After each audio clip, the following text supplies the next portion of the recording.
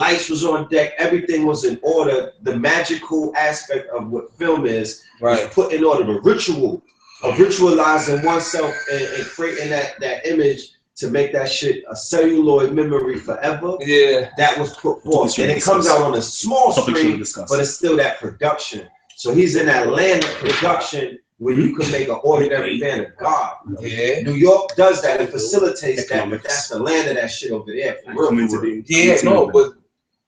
You in a magical place. Keep it going. We just started streaming. You in a magical place. Yeah, you in a magical place. London, London audience. Oh, word? Yeah. No, shout out to London. Yeah. No, but that gives a certain level of validity, though. That's why. It does. It does. And I only say that to say that, you know, when we see ourselves in the oncoming future and the propelling of the information and the message, the image, you dig what I'm saying? The story, right? Because keep in mind, what do they use film for in its most powerful respects? Is to terraform the mind. You understand what I'm saying? So you could do a film to project how you want the future to be in 5 years, or how you want the future to be in 10 years. You could do a film based on Load of Lux in 2020, and you could create a reality that you see through your, and it was already laid out through your rhyme, your poetry, which is the spell casting. You dig what I'm saying? You don't have to wait for the world to catch you. You wait for the world to catch up to you. You don't got to catch up to the world. So you portray a reality that you want to see, and they catch up to that. Case in point, when they did the 20th anniversary of Back to the Future, how the fuck everything that they were showing 20 years ago happened? Yeah. That was called magic. I'm with you. Hold on, Pep.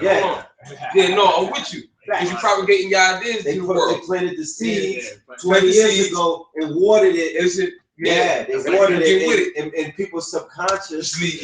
They start creating it. They start creating it. I'm with you. Yeah, so then if you go, huh? Yeah, I'm getting the ball. I definitely rock with that. Yeah, I didn't watch that. It's good though. That was dope. Almost my favorite movie for last year. Yeah, that was one of my favorite joints. I went to take my child there. I watched that when I was in the Feds. You know, in the Feds every weekend they show the movies and shit. Yeah.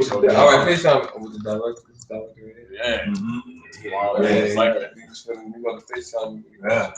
That's what it is. I'm gonna check it out. I heard about it. Yeah. And the kids, you know, it was Disney then. So the kids peeped it. And it was kids changing the future. Based on what Disney is doing, just a regular show. Yeah. They planting them seeds, man. So the children are already a cult and they esoteric at 4 or 5 years old. Because Disney is giving them magic. They showing them Ike Harley and all of this crazy shit. So when I'm sitting back watching my sons, and the stuff that they watch, and I'm like, yo, they really got their minds. If your child watches Harry Potter, you know what I'm saying? Introducing the African traditional system to them is not far-fetched, because in their subconscious, in their imaginations, they're looking at themselves as magicians. Sorcerers. So, you know, they are planting the seeds early. Yeah. And the mind of you just have to translate it to where it's not pseudo or spooky and give it to them a modern day context and say, yo, if you want to be a director, you could do the same spell casting that Harry Potter did with a camera now. You know what I'm saying? Or if you want to be a rapper, write your bars the same way that they used to write in the magic books or the spell books, the grimoires, which are really, because when you read a book of magic, all of the words is rhymes. It's a rhyme. Yeah. So when Biggie Smalls was struggling, wearing hoodies and Timbs that was leaning, you dig what I'm saying? Talking about, you know, all of that. I'm a big black ugly rough. He wasn't talking about Versace at that point. But when he started writing bars about prosperity and abundance, he actually terraformed the whole Brooklyn. I was there for that right there. He cleaned it up with words. You dig what I'm saying? And the reality that he was speaking of was ushered in. It's so funny you said that. We subconsciously agreed to that. We made a contract. Yo, we're gonna live that life. We agreed to that shit right there. We're gonna, you know, it's gonna be about money, clothes, and everything else. You know what I'm saying? And that's what it became. That was a legit. That's magic. You know what I mean? That's Tahuti. Right now, we're gonna get this work. Yeah. You gotta get this work. Yeah, that's what I said to Lux.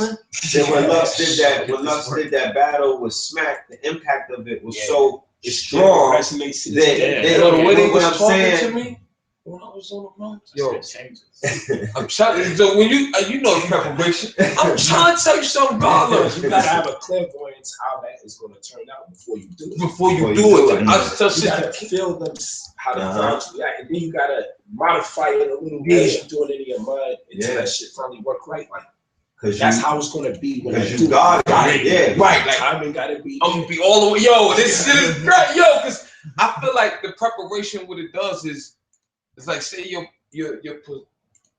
post on the world is what it is. Like your light, as far as your influence, based off of how you developing, it grows or lessens. Fact. I feel like that preparation opens that window. Oh yeah. So I'm telling you, when I walk through the crowd, I remember this shit like yesterday. But I could feel the room. The energy you tapped in. I had every. You know, you was one with it. Yeah, me. So they hanging like I know like, oh man, you back in that space. Facts. Yeah, me. We way in that space. We didn't need you to tell us that. We was looking at you, nigga, and we knew. We know the zone. Yeah. Fans, my nigga. We hip hop. Yo, so when we see a zone, we like, hold on, nigga, it's the zone. He's in it. Yeah. So when you had that suit on, let me work, hold on, kid. He's in the zone. So once you lock in, it's like when we were seeing Jay going, when Jordan was in it, he's in the zone, there's nothing can hit him. Once he hit those threes, when Stephen is in them zones, you just let him go because you know the zone. You feel me? Niggas step to the side. I don't want to be a poster. He's in the zone. Let him go. So homie knew that he was gonna get the work, and then when you said he gonna get this work, that shit clicked. Wait, it makes sense. These niggas is getting the work, but remember, it's like I said, you work Calico, but you work the whole hip hop generation. So Polight. So what we saw last night, you gotta remember, King. You gotta remember, King.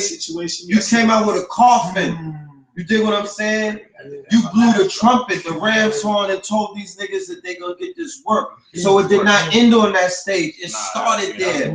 But this is a reverberation, so this shit will not end. It's a congruent. So by seeing Smack and Busy on that stage last night, that is a continuous of your work. Because remember, you introduced the crowd to House of Consciousness. Now we introducing the crowd further. It's still an ongoing process. So now Smacking them come home to us. Now they showing the world, yo, that shit. Whoever them niggas who had love for that time, they teaching them that shit. Now look at what. Now we understand where he's getting it from. So that's the work is spiritual. It's ongoing. Easy was like, yo, I'm telling you, Easy was like. It felt like he was spitting bars, like battle rap. Shit felt like it was rhyming after a while. He's like, it's weird, man. No, shit felt like bars. It's like, when you touch on the way it resonates, I'm trying to tell you, like that was you was in that thing. In that second round, when I'm looking, I'm up the top of it. I'm almost looking like to see if everybody's with this shit. Like, is y'all picking up what my man putting down right now? This is heavy. This is heavy because I've seen the full circle coming. I've seen it though, because you walking them through it, you already, you gotta touch on something that they're familiar with. That's right. And that was perfect. As far as the timing, the way the world, emojis. You was just telling them, yo, man, you just get Godhead, so to speak. That was mean. That's subtle. The illest thing is when you teach it and you have points in particular that you feel that this is going to be the stinger, right? And the most amazing part about it is when you put effort into the whole thing, but you do specifically say, I want to address certain points to raise the frequency. But you hope they don't, watch this, you hope they don't undermine the other data though. Right? So one of the strongest impacts that I get is when, like, for instance, I was talking about the elevation the white cloth on the bottommost part. Yeah, of that the top. Great. You know what I'm saying? And then how that the neck chair or becomes the chair or the tala or ta'ala. And then you see how it influences the culture, the mythology around the cloth, god of the white cloth. Yeah. Now that wasn't, I ain't designed it for punchline value for it to hit. Yeah. So that was part of the body. That wasn't punch. Right. When the build up, Yo, that's crazy. When the build up is hitting before you get to the punch, yeah, like okay, that's like when you writing your schemes. Yeah, and you want that scheme to hit, but before you even get to the scheme, punch, niggas they already like Don DeMarco. like I didn't even think so. And he's like, oh shit, that wasn't even my Don DeMarco. And you build, you know, that was that third verse. Yeah, I ain't Remember? gonna lie. It was That was when the paperwork. You know what I'm saying? But then you had it felt like you was building up to hit him with that punch, but that shit became the punch. Yeah. When he wanted to end it. Yeah, nah. It's like, hold on, I got more. I got more because I was going in to break the whole thing down. This is not even it. I'm touching on this, but I'm about to get into the whole spiel about why that comes into play.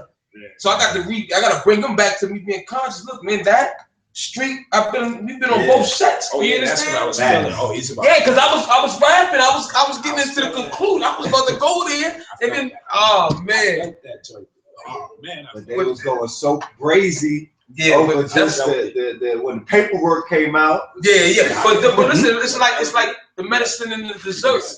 You know, that's why I like how he chose to use the emoji. It's so relevant.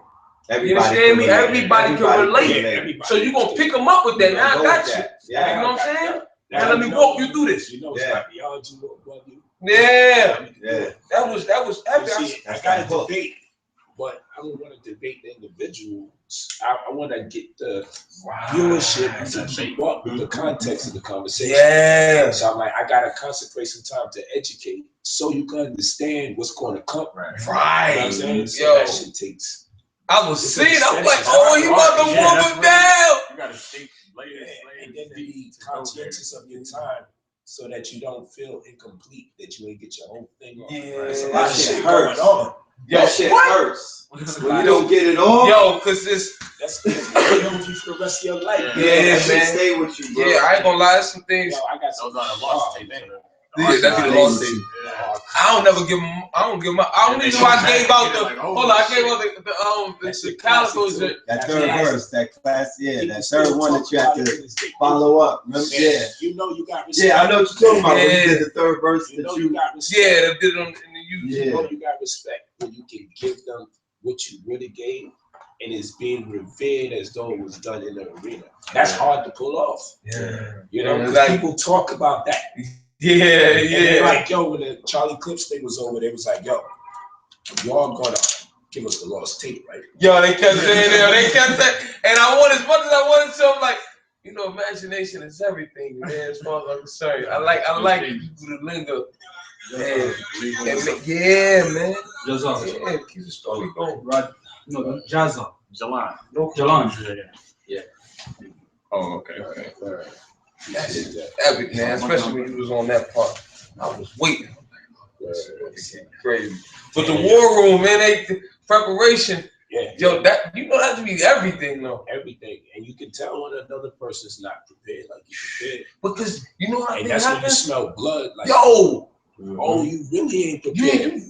Like, you so now niggas like, word. Yeah, they smell blood. Yeah. Like, that shit don't make me lighten up. That shit made me get really going. Like, so you now really can't tell me that people won't be indecisive about what's about to take place. Like, they're gonna know 100% because of how you fucked up or you failed to put your shit together. Yep. Oh, there's no controversy. I got an opportunity to diffuse all controversy about who won or lost. So once I see that, I'm like, cool. You know what I'm saying? But it's all about making people do that which they never wanted to do. So I made Son scrap his second round. One, he thought he could, and two, he was overrun by the first round. Yeah. Then he's like, I had science for the second round, but I'm not even gonna put that up. Talk to you. Because his science ain't. Nah, because it wouldn't have measured up to yours. But you see, at that point, he's already defeated. He wanted to rebut. He didn't want to even talk about what he wanted to talk about. That means he put more prestige on What the was said. accusations I made, Yeah, on exactly. assertions, than the science he so-called or purportedly cares about. That shit fucked his ego So up. he was more on the defensive than the offensive. Exactly. Oh, He yeah. put him on now, defense. I'm the almighty white Jew. That shit all went down. So now, Yeah, he's on his toes. second He's on round, his heels. there will be no cuss words in this round. There will be no vulgarity or profanity used whatsoever. We don't do that when we deal with ancient science.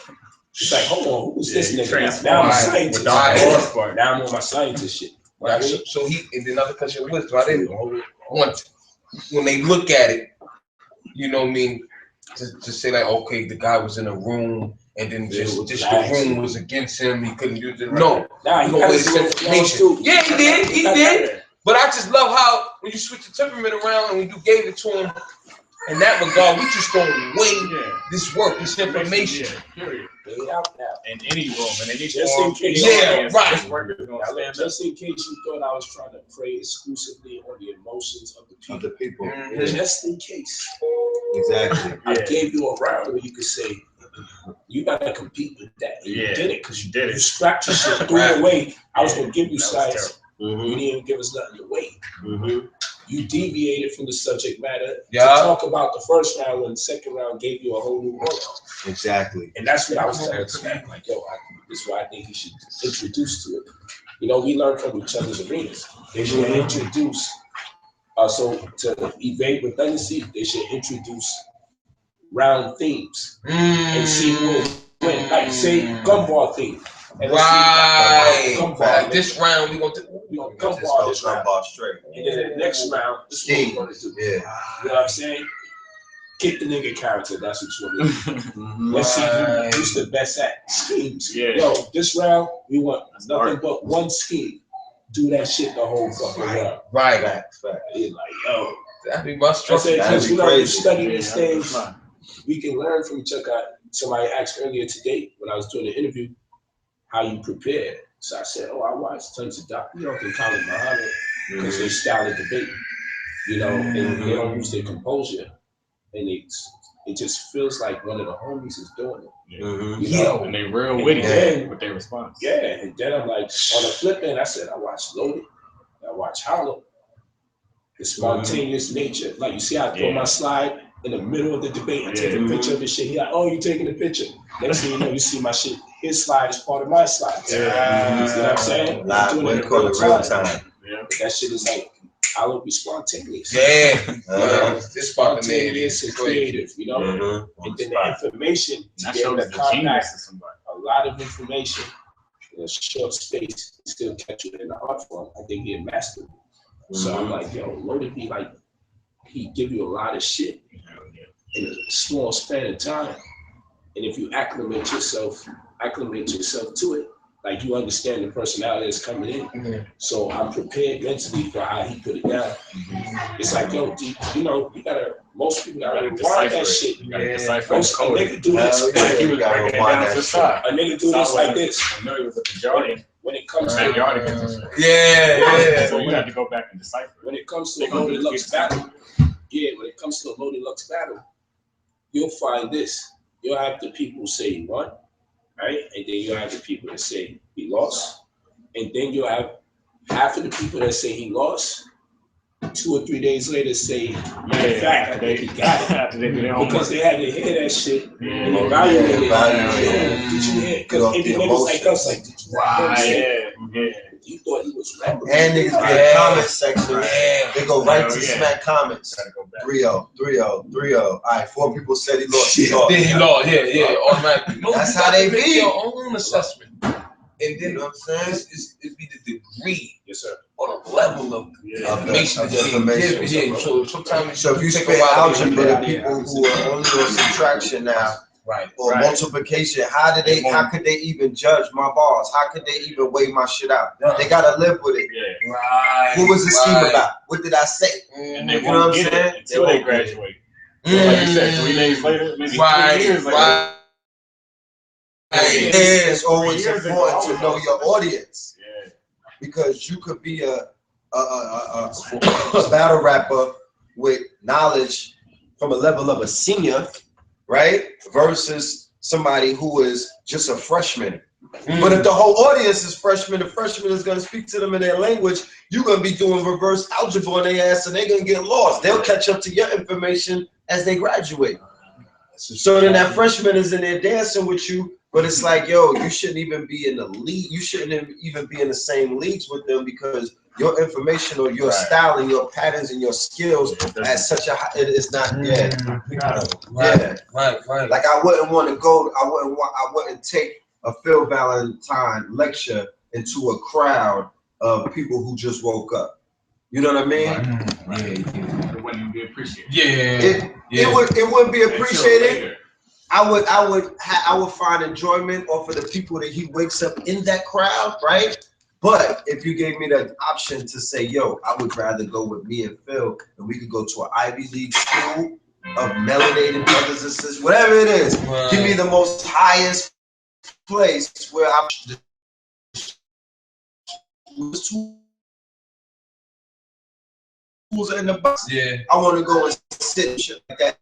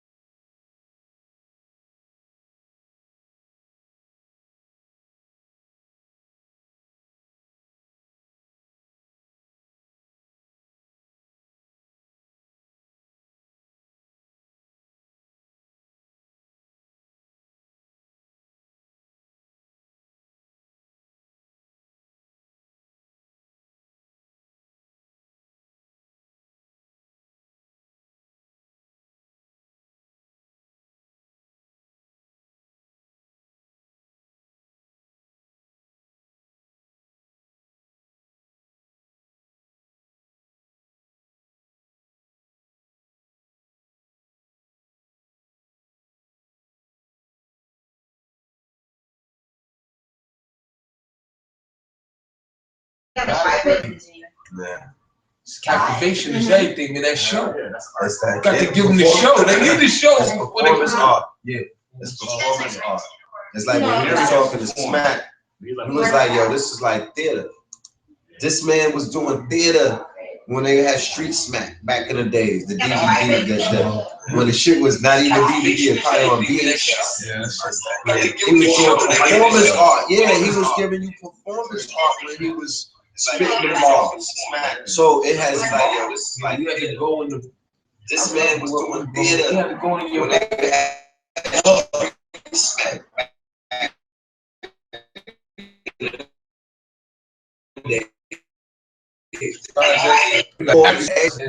Just having the whole set against you, and then you still have to be compelling. You still gotta let them know, like, man, you ain't on this level. Yeah. Love that. I should be like, I feel like, you know what I'm saying? They threw the beats on, was filming everything, you know what I'm saying? Yeah. That was the way, and for some reason, I could feel who. Just, you know, composure. I can pick up on your posture if you was somebody to be reckoned with. Early, because you could smell like yesterday, like we were saying, you could sniff blood. You gonna smell it. You could smell fear. So if you show me one kink, I'm coming at you. You dig what I'm saying? When in competition, you look for the weaknesses and the strengths. You feel what I'm saying? You're looking for the flaw. You're looking for the chink. Where's the Achilles heel? Oh, there you go. So you watching other niggas battling. And you seeing what you know, you peeping your opponents and you seeing what they moving with. Or somebody might be battling one thing and you see what hurt when he get hit, you see what part hurt. You know what I mean? Like when niggas be boxing, when Floyd and them is boxing, all his opponents is in the front.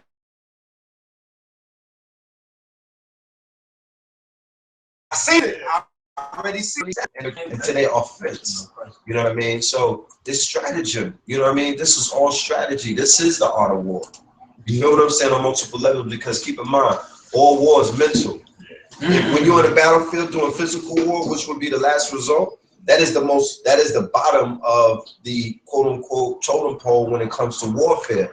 The highest level of warfare is both spiritual, but spiritual is mental, is intellectual. You feel what I'm saying? Even nations go to war on paper before they go to war with the tanks. They go to war on a mental plane. They have battles of ideologies and concepts and theories and ideas, and whoever is the victor of that war, they have the prevailing idea and the concept and the god sometimes. You dig what I'm saying? So so a chess game, he's a master chess player. He understands the aspect of mental warfare. You dig what I'm saying? And sharpening one sword through the utilization, that's a sparring aspect. That's a sparring way of how to, but training. Yeah. Keep it a buck. Has chess helped you understand the psychology of just regular niggas? Just the nigga paradigm. Yeah. You know what I'm saying? I also noticed too, a lot of how you feel going into it. They're already, I mean, you won or you lost way before it even starts. You know, way before. I can tell you, like we used to come out on the set. I already knew I was gonna have a good day or not. You already knew it. Preceded you. Yeah. Get on the block, feel good. Oh, this is it. That's how I feel like that. You just my bad days on 125th Street, the 1 or 2 days that I had in my life, I felt it before. On my way there, it's almost like when you walk in that Green Mile. It's like when you walk in that long walk. You know what I mean? That Last Supper walk. You know what I'm saying? And you just know something is about to go down, and maybe I should have stayed home today. But you know, you just go. Sometimes you have to face adversity, or sometimes you got to face your fears. You know what I'm saying? It's all you. It's all you. It's all you. So if you run from it, the next time that you got to face it, that shit is gonna be maybe 10 feet taller. So even with those butterflies, and even with that queasy feeling of maybe I should have and maybe I shouldn't have, you still go forward and put your best foot forward. And even if you get cut down, you could lose the battle and still win the war. So maybe that loss made you stronger. Yeah, yeah. You know what I'm saying? Maybe you got into that ring and that shit didn't work out, but maybe you needed that. They say what? I had to lose it all to appreciate it. Had to lose it all to appreciate it. I did in life on multiple occasions. I'm a Scorpion. But I'm a Scorpion. Our power is in resurrection. Our power is in losing it all and resurrecting it again and bringing it back stronger. Our power is in death. Our sign represents death. But death is what? Life, and death is all in everything in between. So we reign over sex, the reproductive organs, but the reproductive organs is also in the mind because you reproduce mentally. You dig what I'm saying? So the same concept of me and a sister coming together and procreating and creating a seed is the same concept of me and a queen getting together and building about me becoming a trillionaire and she believing in me and backing me and activating that shit. It's not coming from me. It's coming from my goddess. Hit her with that. She creates, it's the conception that I plant inside of her subconscious, her mind.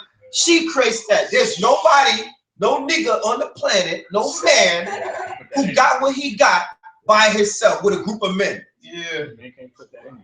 Right. Huh? Somebody would say even the momos. The momos got a bunch of women around them.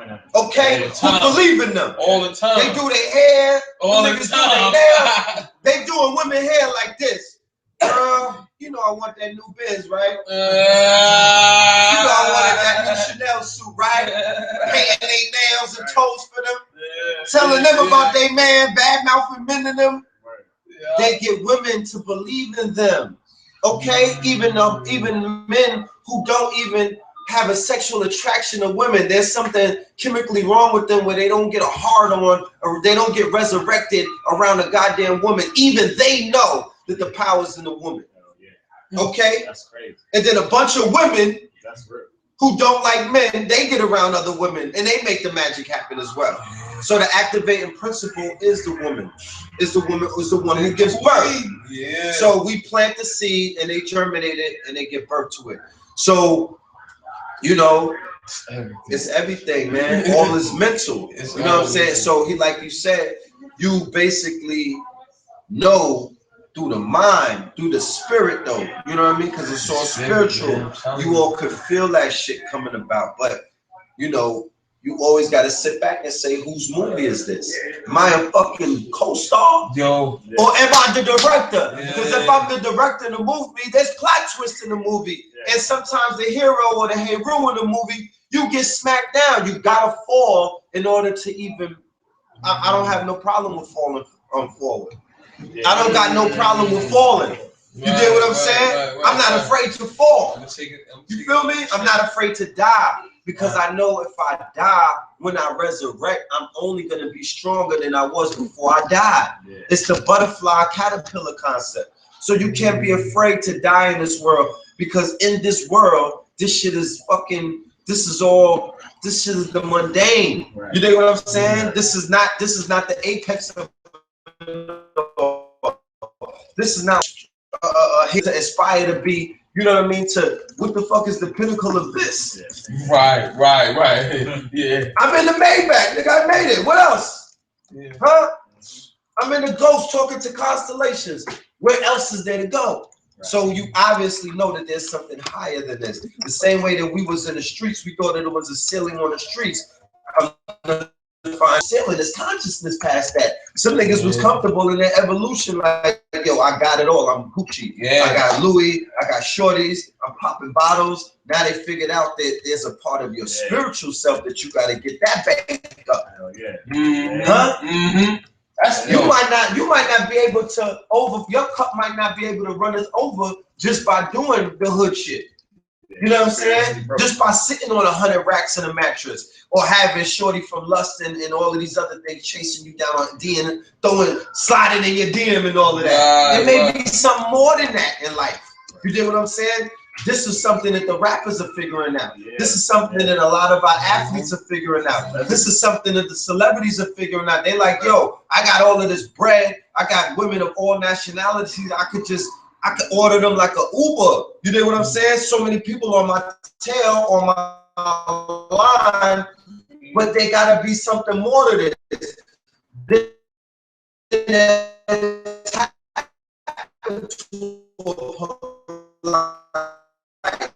Then they'll tap into a love battle. Then they'll tap into a red and a blue, and they're like, oh, it's on 100.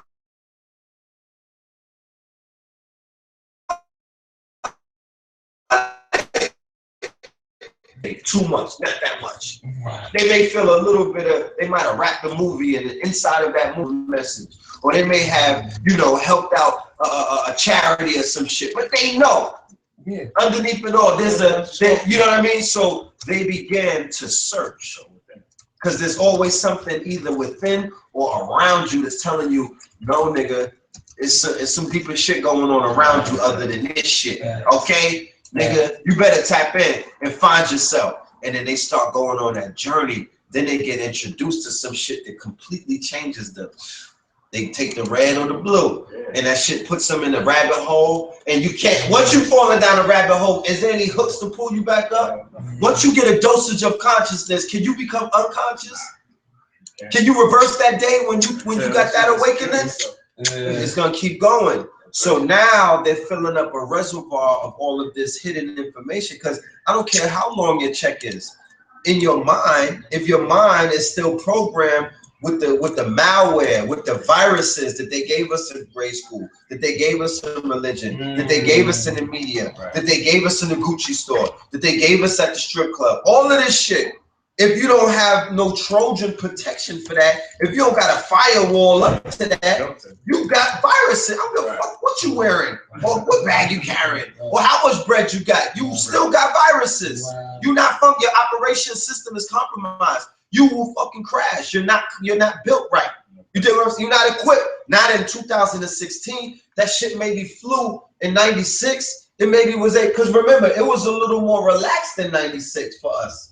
Yeah, right. On the kick. You wasn't required to your vessel wasn't required to have this much information in it. Right. You wasn't required to have your sword a certain kind of sharpness. Right. But it's different now. So these people are realizing, like, yo, we gotta do more. Right. You get what I'm saying?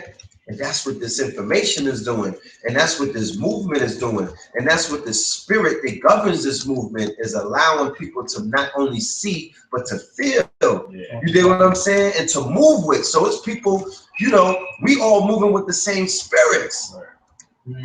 So it's no individual, because we all are being governed by a spirit that is moving all of us in different directions. But it's a purpose behind us moving in different directions, because we all have one place that we headed. You dig what I'm saying? But we live on a vast earth with 8 billion people. How the fuck you expect all of us to move in the same direction? Okay. Everybody made with that purpose. Everybody. That's for the whole wheel to turn. That was like the half and half not for like that on the show. Talking about the Egyptians. They had all this shit. Like fuck it. We captured everything in one day, cut off, and now we gotta go to the spirit. To higher realms. They got all the jewels, they got the resources, they got the cars, the clothes, women. They're like, fuck, this is it. And they need to forward with that.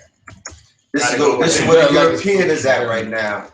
That is deciding to deal with esoteric information, or the one who decides to deal with occult information, or the one who decides to tap into Kemetic information or ancestral information. Because keep in mind, the European has Egypt on what? The Potomac. Okay, we can't be naive. We can't be naive to the fact that they had a Greco-Roman period, a Ptolemy period, and there was no rising of Kemet after that. You dig what I'm saying? There was a falling of Kemet, then there was the Greco-Roman Ptolemy period. And then after that, they gave it to the fucking Turks. So there wasn't no ancient African arrival after that. The arrival took place in the minds and the hearts of the people who migrated from Kemet into North America, right? Afterwards, in this era, when Dr. Benedict began presenting the information, Kemet rose up in the vessels and the hearts and mind of the ones who resurrected, not in Kemet or the sands of actual Kemet in the west over here. So juxtaposed at the same time, we got Egypt on the Potomac. We are here on this land, but there's Egypt on the Potomac. So the governing mentality or the governing bodies and the governing families that run America subscribe to Egyptian ideology, Egyptian spirituality, and their magic system. In their magic system, so their spiritual system, spirit being the unknown and the unseen, but tapping into an unknown power. God damn it, you right, they moving with that shit. You think they not? You think they're not? Why the fuck is Cleopatra's Needle on 5th Avenue, and that's the center of all wealth in America? Behind the Metropolitan Museum, they have a needle, Cleopatra's Needle. They have a fucking Tekanu sitting right there in Central Park. That is, but what is a Tekanu? A Tekanu or a Tekken or obelisk that they like to call it.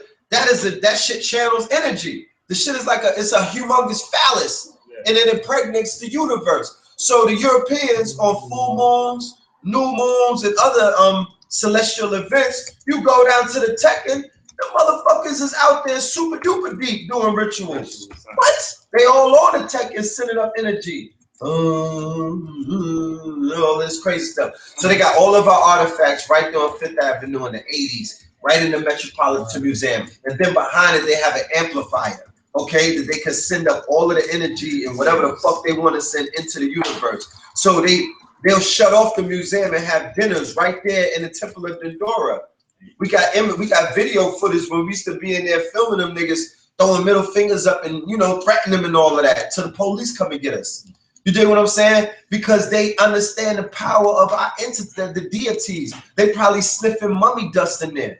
You dig what I'm saying? Or doing all kind of incantations and stuff from scrolls that they brought out of the tombs that they never gave to niggas, that they never told you niggas that they found, that they never wrote in the book, that they never talked about. If you was a robber, you know robbers, credit cards, and the scammers. I know niggas who do licks. They don't, the shit that they hit a lick on, if they hit a lick for this, they gonna tell you that they found that. Right. If they hit a lick and got 10 books, they'd be like, yeah, we got 10 books, 2 books off the lick. But them other 8 books are somewhere that you'll never know about. You don't know about everything that they get in the lick. So for us to be so naive and for us to believe in this European so much that we give them so much goddamn credit, like this motherfucker has been telling us the truth. Like he plays fair. That's why your light gotta be up. Huh? Shame on you, my nigga. You know what I'm saying? That first one is on us. Yeah. So of course they running with all kind of different papyruses. They have metal netta that they've translated, or had people who were, you know, proficient in translation that were over there that they paid or tortured or coerced or threatened in order to translate, and they're utilizing these magical spells to do a lot of things that they're doing. You dig what I'm saying? So it's just very interesting. You know what I'm saying? We live in an interesting time. But they know the Potomac, the Egypt on Potomac, they know that within the borders of the demarcation line that they created, the United States of America, that within that land, that there's some souls that have resurrected on that land that is the same souls and spirits that they were going up against or that they were paying homage to inside of those temples when they invaded hundreds of thousands of years ago. You feel what I'm saying? So they know that those spirits have resurrected in niggas, modern day niggas who wear Jordans and talk shit in the Americas right now. Okay? They know that. They aware of that. They pay attention. It's called big data. You know what I mean? Social media is all about collecting data. You would be naive and retarded for 1 minute if you don't think that they have not been crunching data over the past 10 years to see the movement of black consciousness and the rise of black consciousness, the rise of black Kemetic consciousness. How the fuck, you know, it was so bad that they went and made a policy on Facebook to change everybody's name back to their slave name. Who's fucking with that? Huh? What's fucking with that? They had to stop niggas from creating avatars and celebrating their Kemetic Moorish legacies, all of the L's and the B's on people's names, all of the Kemetic Setmet, Ptah, Ra, Tahudis and all of that, and they pushed the law. They had to synthesize the data. They had to synthesize the data, man. So now they're getting the real names of everybody. And now with the real names, they get your IP address. So now they starting to target niggas. They putting you on a map. They target where you live. Boom, they put you on a list. They put you in a group. Ding. Nothing to be fearful about, because you should have read the contract before you sign up to Facebook. Shit, it's a fucking user agreement. It's just technology. Don't be afraid. You know, you in the matrix. They know where you're at anyway. Right. Like, come on. Right. Do you know where you're at? That's the question. They know where you at. Do you know where you're at? Don't worry about who knows where you're at. Right. You understand? Who the fuck do you know where you're at right now? Do you live in the now, or is your ass transported to another day and time? Are you stuck in time? Right. You gotta know. You gotta know, because that is detrimental to where you're gonna be going. That is very detrimental, because they'll pull a stunt on, you know what I'm saying? They could pull stunts on people who don't know where they at. And light gotta be up, man. Yeah. That's the only savior. Yeah, your light gotta be on, man. Yeah, it's soul, man. I gotta let you talk, man. Go ahead, Lux. I bet. No. Yeah. Everybody like yourself, man, they need it. Yeah. I listen. But you pull it out. You pull it I out. got 2 ears in 1 mouth, you know? Yeah, but we want to hear some of your wisdom. Yeah, no doubt. Some of that Lux. You know what I'm saying? It's just a build. I'm down. Getting fed. How did yesterday feel? This live? Yep. How did yesterday feel? Yeah, bro, you good. How did the energy I'm actually feel? with Orthodox right now. That's my man. I got the camera angle. Oh, what's up, King? Yo, when you gonna sit it?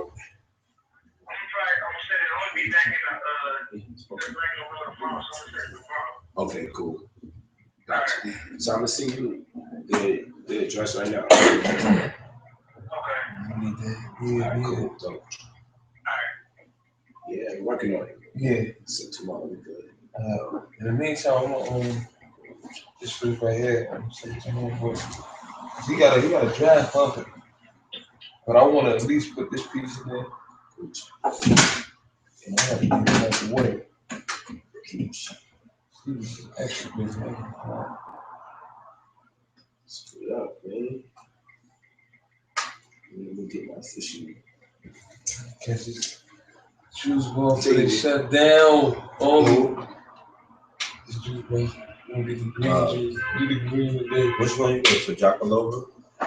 Yeah. You talking about that's fifth. Nice. Uh-huh. Yeah, I go through there. That's why I might gotta go right now because they shut down like 8 o'clock. Yeah, they late. Uptown? No, the one on 45th shut down 8 o'clock. No, they stay late. They stay late. Yeah. Jackaloba to like 9 something. Yeah. They'll still do the juices until like 10 o'clock. Until you send me back. I get a peanut punch from you off, though. Oh, peanut punch, right? Yeah, I love that shit. Yeah, I see you over there. Yeah. But then my young boy got one on 130. My nigga Nigel. Between Linux and On one. No, you told Nigel. That's between 7th and Linux. Yeah. I might know everyone. I just found it. Juice bar killer. Yeah, I just found this joint on between Linux and 5th. On my 3rd. Yeah. Right there by the chopper. I like the hood one though. Yeah. The one where everybody go to. The step down one. Is that where Scotty be outside? Scotty 23rd. Yeah. Yeah, 23rd. Yeah, I like the vibes in that. Crazy, everybody there. What is it about you juice gotta bar go down there niggas to get money though? What's the attraction? Because every time I go to the juice bar, that's all I'm saying. They like Baji shots. All the hustlers drink Baji juice. For one thing, I think after a while, you know, getting health conscious. And that's a telltale sign of them. You got the money, but you know the help as well. You know what I'm saying? So once that started, they all shoot over there. Facts. I was over there. And then with Styles P and them did. Yeah, they got what they did in the yard. Yeah, and I heard that shit be popping. Cars. I go there and get the bar. Oh, you get the bar? Okay. Get the bar. That's the only thing they I think we might even do a campaign over the summer with me, Blue Consciousness, and just start going to the you know, like I said, pulling up when they pulling up and just building with the brothers that's out there, you know, from the streets, just on that health kick, and get the perspective of health from the streets, from the willies. Yeah, you know what I mean? Yeah. You sitting on, you know what I mean, on a 100 rack, 200 rack car. Let's talk about wealth and health. You know what I mean? That temple though, that temple got to be an absolute level. Facts. And I know the people would, if they would respect that information coming from, you know, I'll leave it to the young entrepreneurs in the streets. Yeah. Just doing what they do. Yeah. Got you, man. Strong body, strong mind. Strong body, strong mind. Oh, that'd be good. Is your thing all right? Yeah, it's close, right? So where in London? You in London? Yeah. London, Have you never been? I'm gonna go battle rap scene out there. Somewhere. Yeah. Oh, yeah. now they do. Yet? They definitely do. They do, yeah. No, Manchester, Birmingham. Yeah. Yeah. So come in the morning. Who the hottest rap out there? Is it Skepta? Skepta. Who you got? Chipmunk at the moment. Chipmunk, like Alvin's? Yeah. Okay. Gets. Rich. And who else is saying something? Whatever happened to them? Those are grime. They're considered grime. Yeah, grime music. Yeah. I gotta get into that. I tried and I was like, no bars. I'm off this. I'm way off. On last one, I was like, Dizzy Russell. Watch Dizzy Russell. I was like, I need more bars. Yo, they be battling there. They be battling. Yeah. That's what I would expect because dudes popping, but they still getting that thing. Like imagine Kendrick Lamar battling. Drake said he wanted to do something. He was talking crazy. Well, who though? I mean, I think after Harry, he might want Polight. Drake is a Jew. Yeah, he's a Jew. He didn't have a problem with that. Like, he's beating up on the Jews too much. Right. You know? Or somebody in the OVO camp. I just smell Drake in the future. I don't know what it is. You know how they say niggas smell blood? I smell Drake in the future for some reason. I don't know. Getting in that ring? Yeah, I smell it. I smell him coming. I don't know what it is. I mean, he like it. He be around. Yeah. No, man. Because he was talking about he wanted to battle Murder Mook. Right. I could see him as Lux maybe going there. Okay. He may have to have a preliminary bout just to spar, get in shape. He can't come out and go right after. He may get, you're gonna get Larry, you're gonna get Henry. Oh, nah. You know. You got to sharpen. Yeah. Drake can't just. You know, with Drake, he ain't gonna go preliminary. He gonna want that headliner. You know Well, he'll do a preliminary behind closed doors. True. Sharpen up. Yeah, they ain't put it all on the line like that. Man, like that. Yeah. K-Dot used to battle on that. I said, cause he behind. He's a backer of that shit. King of the Ring. On KLGB. No, the dudes in the dudes in Toronto. Yeah, King of the Dot. Yeah. Yeah, he got it. Okay. Yeah, I seen him on some battles, you know, doing what he do. Nah, he rock with us, so he rock. That's what's up. It's the culture. You already. That's why that site yesterday was big. Was just, you know, the surrealness of it all. Like, we sat down with Smack and we did the Beasley interview and we talked and everything. But just seeing him yesterday moderating, like that shit didn't even set in yet. You feel me? I think I gotta see it on Black News 102. You know what I'm saying? When we watched it online, it was like, yo, this is fucking Smack and Beasley, right here in front of doing what they do. So the same way that millions watch the battles will be the same way that millions watch the debate, based on they comfortable with if Smack and Beasley's behind it, it must be right. You know what I mean? Let me not be late on this one. We was late on the other shit. We didn't get Smack when he was in the streets back in the days. We caught on with the Loaded Lux Calico shit, and we got the late pass. But now they on to something new. Right. Yeah, let's get it. We wasn't in the lines then. Yeah. We missed the head ice days and all of them. So, exactly. That's what you gotta keep Alliance there. You gotta know that shit is where that shit's at too. Exactly. Y'all should do a documentary, Lux. I would love to, because I got questions about who's who, when did this person stop rocking with that person, who was considered that nigga in 2000. Like, I need to know all of that. I want to know all of that. You know what I mean? Who really rocks with each other versus, you know what I'm saying? Yeah, we had to Legacy, everything is about legacy, man. We had to build it up from nothing. Yeah, it's about legacy, man. Y'all see what like who is? Yeah, I probably should do a documentary just to let the guys like my age know what was happening. Yeah, man. Because they wasn't right. I was watching Reed Dollars, Sirius Jones. Yeah. But I talked to dudes about Reed Dollars. They don't even know who Reed Dollars is. I'm like, Reed Dollars was one of them guys. Reed had a battle too. Yeah, I'm saying he's coming back. But you want that? Right. Oh yeah, fell back.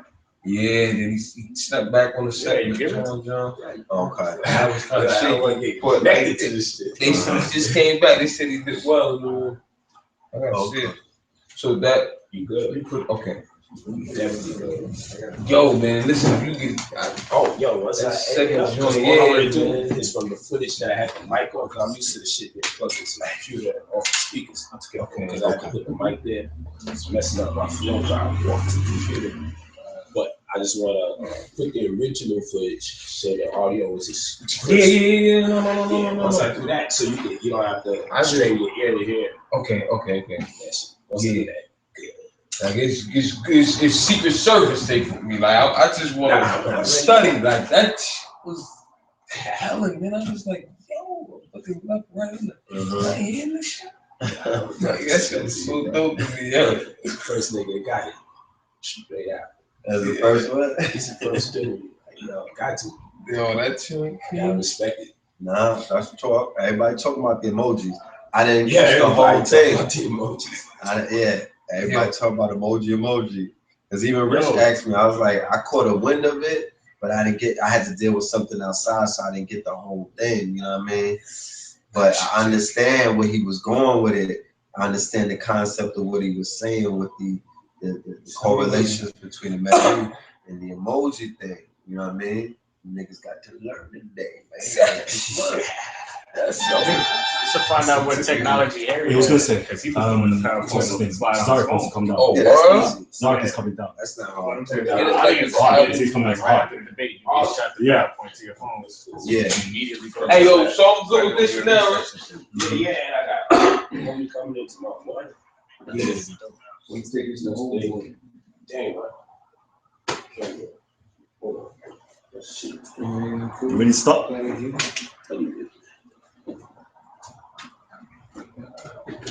It was probably an app or something, yeah. PowerPoint app. Yeah, it was. Or it just synced it to his There's phone. a way to sync the PowerPoint.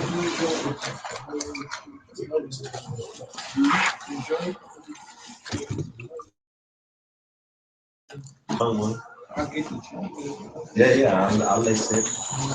Yeah, I'll lace it. Yeah, I be like that. Because I've been looking for Hey, that. yo. What's that level? Chill again? What's up, man? Good again. Representing Kentucky.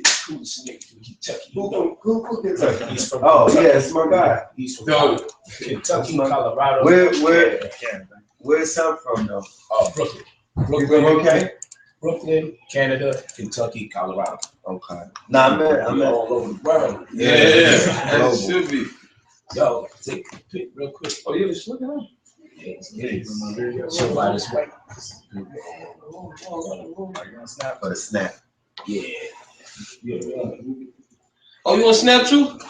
I ain't gonna snap. Yeah, right. You better get on your calendar. That's where you could get it. That's where you should have been doing your positive shit. Snap. Yeah, tell them about the snap. Yo, The snap. snap. That should go on in 24. That's the only thing. 24 hours But you can go download it though. Yeah. Oh, right. Yeah, I ain't really get into it too tight. I'm like, Instagram. But that shit is a movie though. Nah. Real quick. The snap is a movie though. Yeah. Let's get that.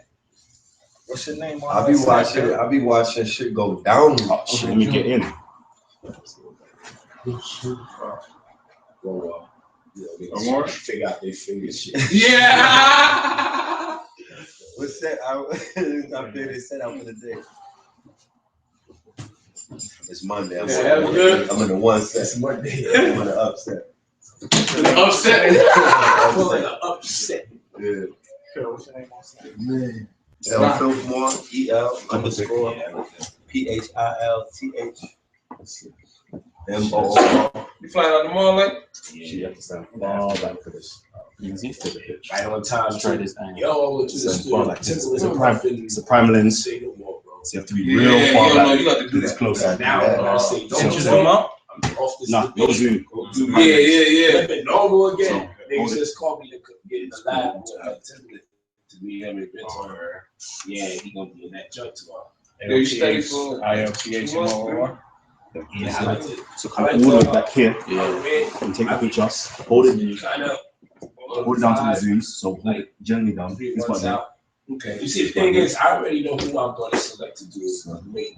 Okay. So I already start gathering. Okay. Because I'm gonna hold it halfway down and then push it down harder once it's making noise. How we gonna work it out? So I got to get ready to say, yeah, I'm starting.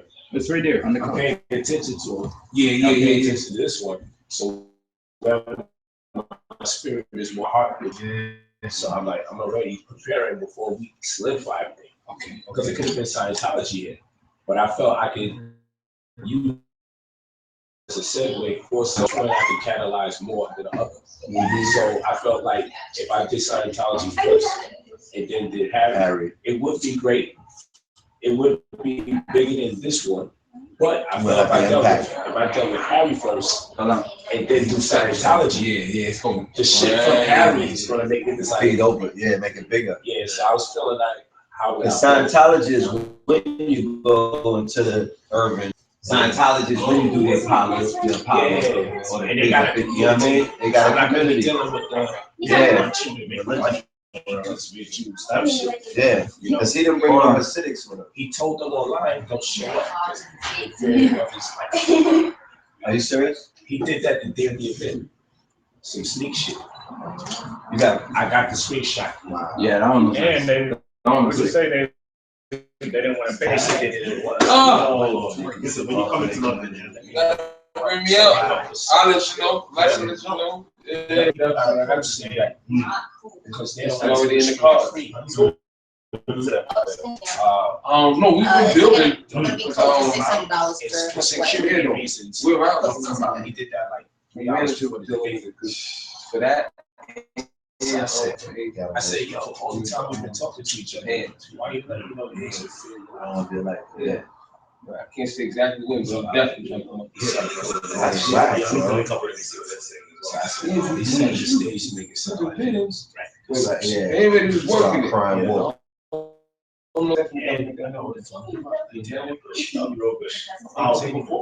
We just scholastic about it.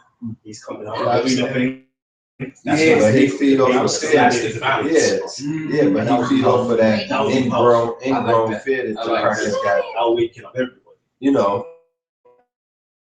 I got some original.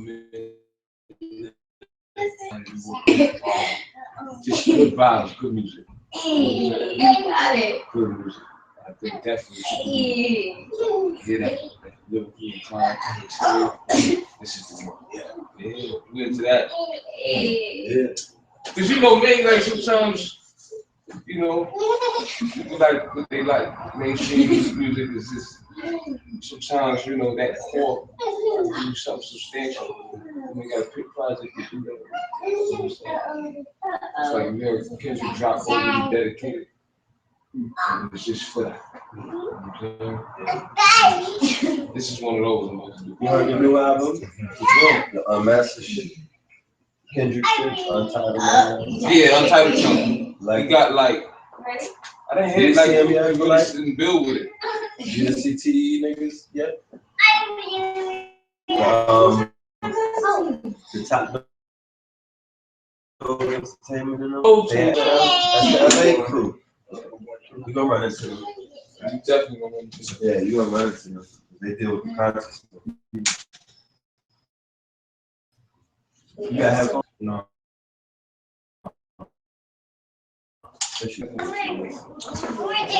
Alright, good to see. Yeah,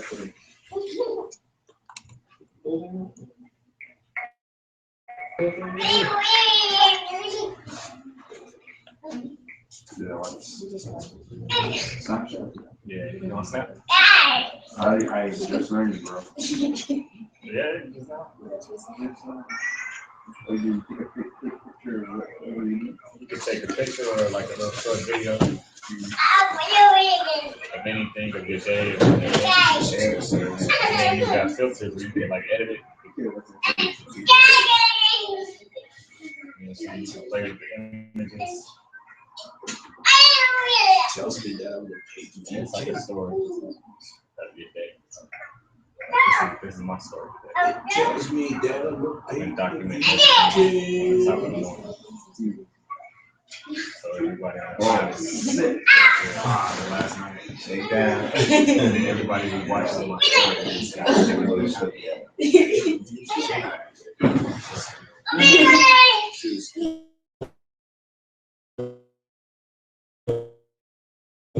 High school. Sick. Yeah. It's gonna create a new space. Pretty soon, niggas can start making demands with the pizza. I'm still live on the air now. Still love you know. Tight. We only made like 3 G's. Yeah, pretty soon niggas have to start saying like, yo, I need to get signed for this much. You know, to get the deal right. That's good. That's creating a new space.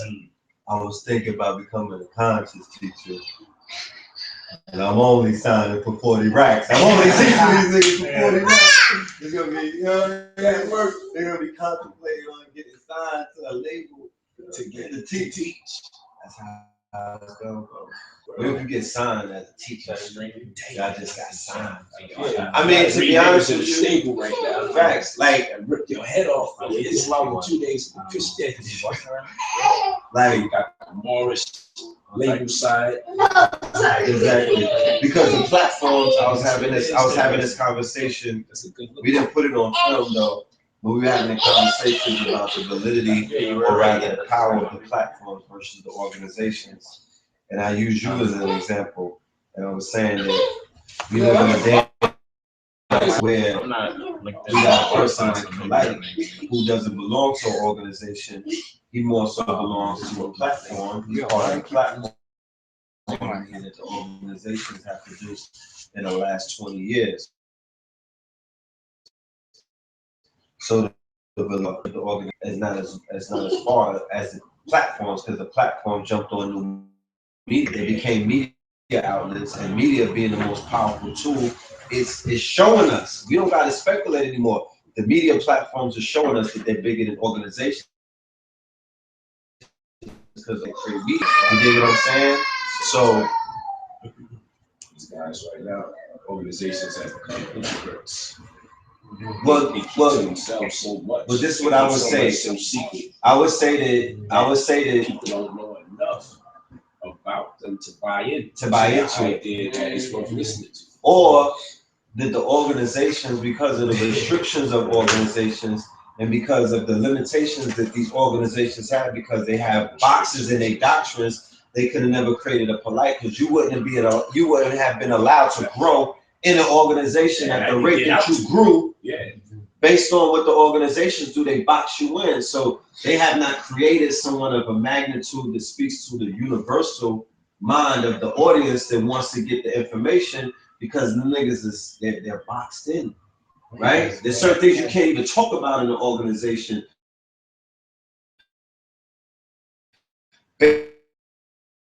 Or the rule.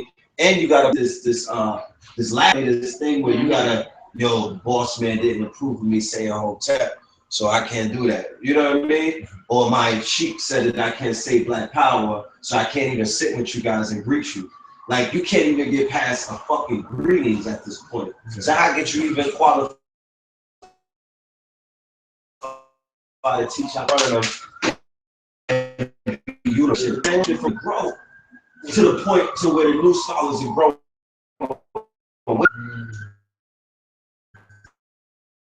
Yo, who you got smacked? Moderated? No, you can't even be a part of that, because according to the organizations and the rules that we wrote 100 years ago, so that's beginning to hurt. Yeah, they can't They can't come outside to play. Yeah, they can't come out. They can't play after dark. Same way that everybody else is. You know what I mean? So, you know, when I went to the Million Man March, that's really when that was my eureka moment. And I was like, hold on, I'm looking at Umar, I'm looking at Polight, I'm looking at Star, I'm looking at Tariq, I'm looking at all of the hitters, and they creating. They don't belong to no organizations. They're not a part of no organizations that have an identity. They're not in a nation.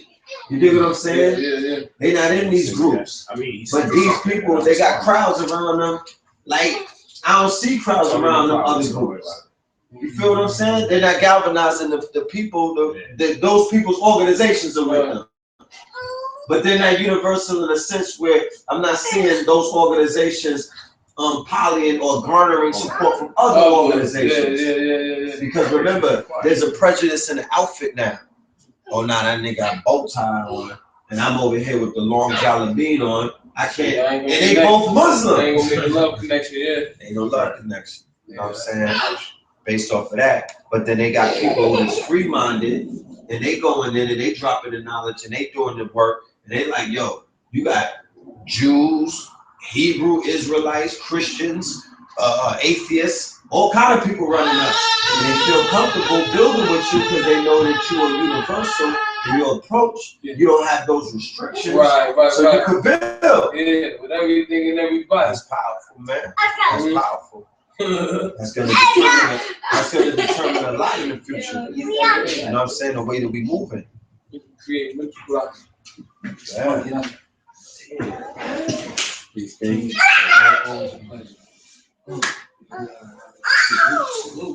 Love one.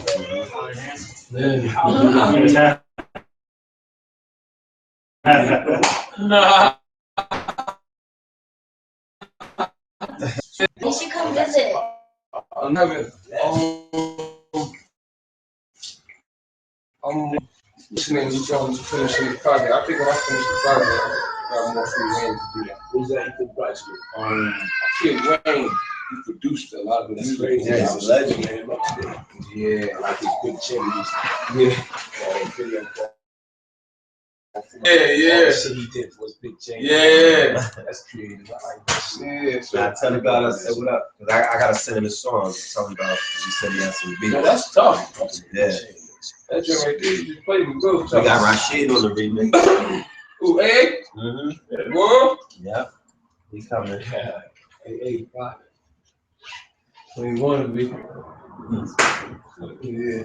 Hey, what you really want? Feel some gold. Oh, Shit still. Drums and gold, right? Still my shit. Every album I always have something that stick with me. That's my shit. I like that one too. Just send them. That's my Go shit. to funnythoughts.com. That's my shit. Now you like Jam. I even want to go there. He's cool though. He's cool. I think he's cool. I just remember his though. music's already on his TV. It's cool. He's talking a little. Well, he ain't doing that footage. No, I got it. Yeah, back. kinda. Yeah. It's like, Do the event for him. Yes, is it still in more like a Periscope? Okay, Just that did it ain't like- I got it back. on camera. And the drummer who was sitting down. I The Bill, think- your man, was coming in Huh? and interjecting, telling us about how LA cops was moving on. Yeah, Okay. all that. I got all that back. My driver's come. My Okay, pay sorry. got it fixed. Yeah. Oh, what? Go on, put it right down. Yeah, Right there, man. I'm sorry. I had no idea. I apologize. What's up? Is this Periscope? Not This Periscope. is Hangout. Google Hangouts. You got Periscope? Yeah, how is that? Cause I keep. I mean, I haven't used it yet. I think it's kind of weird. I mean, You just live stream your. but if you move, yeah, like let's say that you went and did an audition. I spoke to Me, I'm not gonna use Periscope He said until no like problem. me and my friend John are gonna have our reality show, so we gonna Nah, we good. The Periscope. Yeah, so that's what we gonna use. Because I know somebody that had the GoPros set up in their house, because they got the Yeah. GoPros where you could mount it. Yeah, And they hooked up the GoPro, they was able to hook the GoPro up to the app. yeah, that's what we're gonna do. We're gonna have like our own reality show. Oh, Yeah. shit. In the house, and we're gonna use Periscope for it. But outside of that, me just Periscope in my life. I mean, Snapchat is enough. Yeah, it is. Snapchat is enough. I'll need you to see a whole hour straight of me just like doing my eyebrows or something. That's just like too much. Somebody was periscoping yesterday, just walking through the crowd, turning the camera on people. Yo, say what's up? So for events and stuff like that makes sense. Or walking through 2/5, but I can't hold my phone. I want to get. I want to. I've seen a lot of periscopes though with people just eating cereal. Yeah. Like you give people technology, they're gonna do retardedness. Yeah, this cereal was good. Comment how you think the cereal tastes. I'm like, oh my god, I'm not.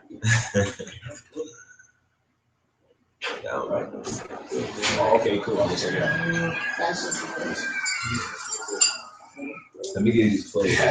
Going in. Turn around. I got a tray. I'll give you some of those. Yeah, fix them up something. We have That ain't cold. I know, like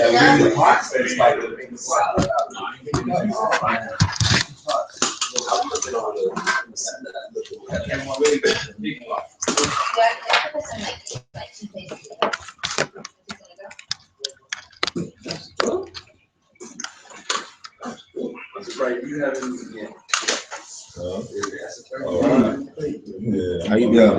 What's up, bro? Okay, dope. For real, I'm all over that. Hold on. Nothing with red though. Come on, brother. I'm trying to get you out of that, man. I showed up in all blue yesterday, paying homage to God. Yeah, that was love. That was love. We had to pay homage to your colors, but God damn it. All right, so red, black, and green. So long as black and green. Damn, bro. Yeah, I'm putting you. Yeah, I'm testing your patience. I do that with the Giuseppe's, bro. Like, let me get some. I think it's still color specific. Yo, it took me a lot to just wear Gucci because of the red strap. Because of the red strap, that shit was scaring you? Shit's a lot, bro. We wouldn't even catch up. Backlund big bookies. Backlund big bookies. We wouldn't even eat ketchup or tomato sauce at one point, bro. Yo, we put a Band-Aid on anything that was red on. Dead ass serious, bro. Just took a lot. Oh, I thought I had my uniform, bro. Shit, man. That little red there was a decision maker. Like, probably take red out the color scheme of the logo. So red pill is a problem there. Nah, red pill. See, it's conceptual. I don't see red. I see a concept. I was gonna be bleeding yesterday with all red. I was gonna be red head to toe. He said, right, let me get the Polight event, so they came in 2 bills. I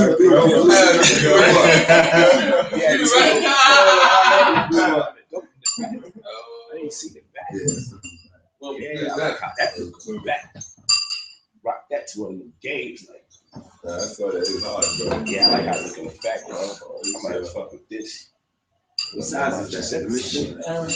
Kind of like that color. It's an XL. XL. I kind of like this. Yeah, you can have that. All right, thanks, bro. And the shirt. This is dope. Somebody made this one. This is one of the other gifts I got. Yeah. This is dope. Oh, wait till I get my voice back, people. Whoa. You know, in order for me to talk, I gotta talk low, loud, bass. Then I have no problem talking. I gotta squeeze my lips together, talk like a nigga that smoked weed. But if I try to go high, then I'm gonna lose my voice. I don't want niggas saying why he talking like that. Why he getting low? Yeah. Oh, that nigga's too. I have to get low in order for me to talk. I lost my voice. Man. The medic shit, so I know that feel. Oh, okay. It's delayed. Varsity. Yeah. It's dope though. Yeah, for real. I'm just waiting for them to see myself. Waiting to see us. There it is. You got like over. Because I didn't see myself the first, I thought I was in the camera. Okay, Kalam, nice. I like Nice footage of free time. At Brother Polight's crib. How y'all doing? Thanks, family, for the recognition, for the debate. We got something special coming up. Thank you for the continued support. It was amazing. I don't complain, so I left a lot of stuff out, but we will have to, when you watch the epilogue that's coming up, you're gonna see some of what I had to deal with this Jew, because he pulled a lot of stunts within the last 3 hours. Within the first 3 hours prior to the debate, 3 hours prior to the debate, he was on a slander campaign, racist. I mean, he was wilding out. 3 hours prior to the debate, or 2 or so, he posts. I seen it 3 hours. He posts a message talking about family and friends coming to see me, or anybody support me, don't come because of security reasons. People told me, I'm like, yo, how are we promoting a debate? And we gotta raise revenue streams up, and you over here sabotaging the revenue streams, telling people don't come. But I asked Harry, what's that about? He says, well, listen, oh yeah, he says, I need to do a stream, and I need to, you know, be able to charge. So I'm like, yo, what's wrong with buying into our stream? If you got someone in particular, you want the credit, we could probably work something out. He's like, they don't feel comfortable buying from y'all. So I said, what the fuck y'all mean? Don't start that shit. I've been positive to you the whole fucking trip. You know, I only plan to turn up when I get into this debate. I'm dealing with you like a professional this whole time. You can't talk to me with this dumb shit. Well, I'm just telling you, it's not me. They just don't want to buy from y'all. They don't feel you guys should make money off of me. As I said, it's too late. Fuck you talking about? Y'all making money and getting attention from me. And it's not going to work out the way you think it's going to work out, but that's debate talk. So don't worry about that. Omit that. So I say, you know what? If you think you're going to get the stream and charge for your stream, then you know what? It's so much words. I just let him know he's out of his mind. If they feel too good to buy from us, then they don't need to sell nothing at all. I'm like, fuck y'all. Then he puts up a post. They don't want to do the stream for free. So he tries to get my people to turn on me, which, you know, Negroes did. But of course, I get way more support than the Negroes who would turn. But I'm like, look at these Negroes being abused by this Jew. He sold the story that we didn't want to do the stream for free, but he didn't sell the story that I refuse to create a situation for the Jews to control my program. I erected the program, my debate. I dealt with the marketing, the business, the facilitation of getting the moderator smack as a huge marketing strategy, and a clutch towards merging 2 different communities. Also, I'm part of the talent, so you can't tell me how to run my business, bro. I'm cutting your check. You're not cutting mine. I don't care what kind of high mighty Jew you are. On March 20th, you got a black boss.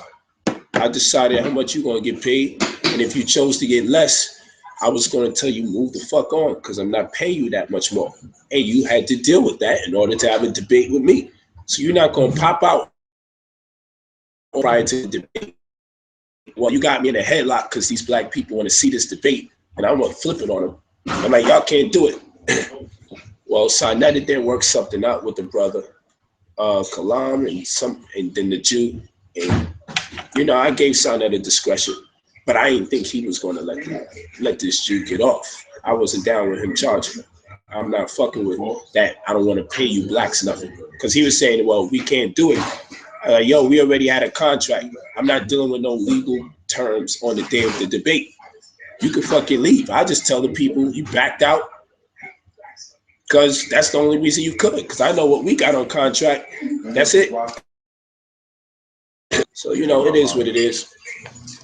I didn't let it rattle me as far as the debate concerned, because I've been around this situation before with my own, trying to switch stuff up the day of, thinking, well, if you don't comply, then what I'm going to do is tell everybody to stand the third about you. When people try this, I always tell them, ask Polight if he gives a fuck. Yeah, they be talking to me, Polight, and I be telling them, like I told Harry, ask Polight if he gives a fuck. I don't care what the fuck people say about me. If I know you wrong, I don't care. You can say what you want to say. I'm well protected. And my energy is powerful because what I contribute to the world is more devastating to people that's trying to oppress us than that of people who are just very positive and not contributing to other people's edification or growth. You know, people say what they want to say, but when I came out to New York, it was all love. Pictures drawn of me, made from sand from St. Martin, portraits selling of me for $1,500 and people buying them. You feel me?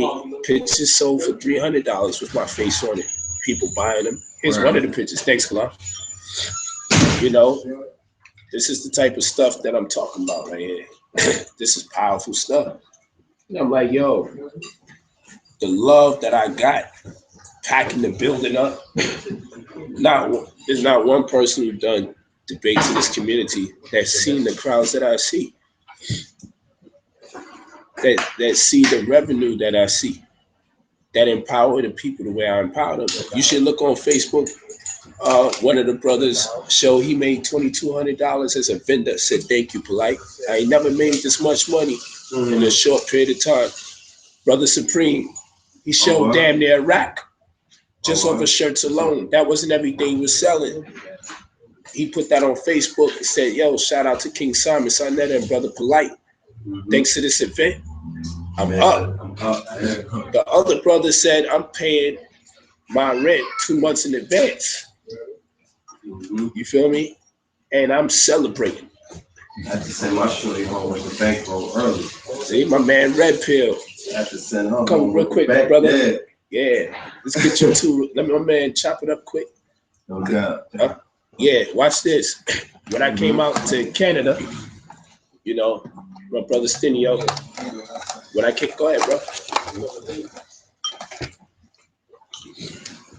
When I came out to Canada and he brought me out, what was one of the things one of the vendors told you, the sister, after my event? Oh man, the sister came up to me and she was just like, she just kept going on and just said, thank you, you know? I could see it in her eyes and she's just like, thank you, my brother, thank you, thank you, thank you. She just kept saying over and over again how thankful she was that she was able to make that much money to take back home to her family. And she's an entrepreneur. She said she ain't never really made that much money in a short period of time ever since Brother Polight came in and did that event. She came up to me and she thanked me repetitively, and she was very thankful. You feel me? So what I'm saying is, when Brother Polight come into town, when Brother Polight comes into town, it has a number of positive effects on our community.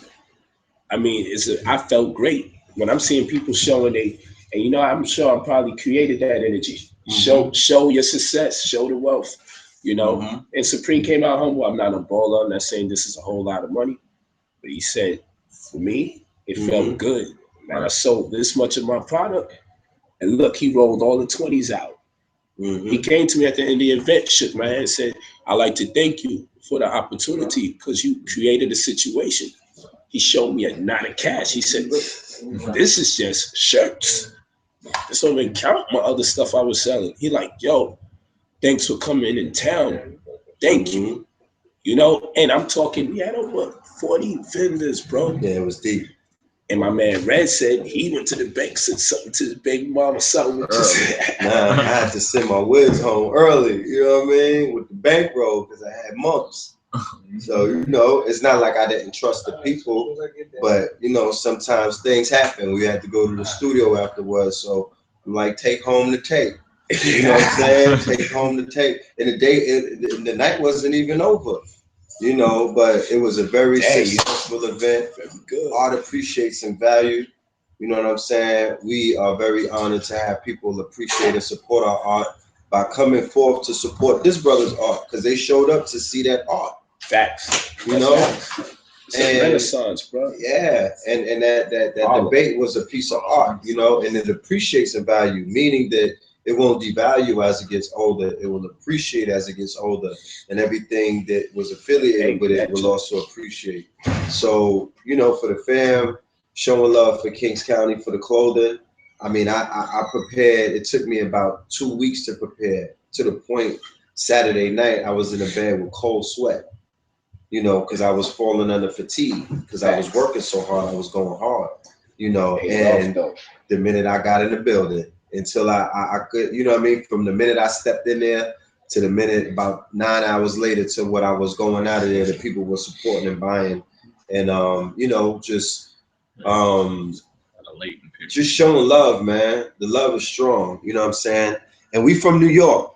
So I'm sure Polight can relate. You know, New York is not a loving town. You know, it's not known for its love. So to have that impact and to have your city and your hometown love what it is that you're doing, love your movement, you know what I mean? Love your message. That's a special thing to us. You know what I'm saying? It's an achievement.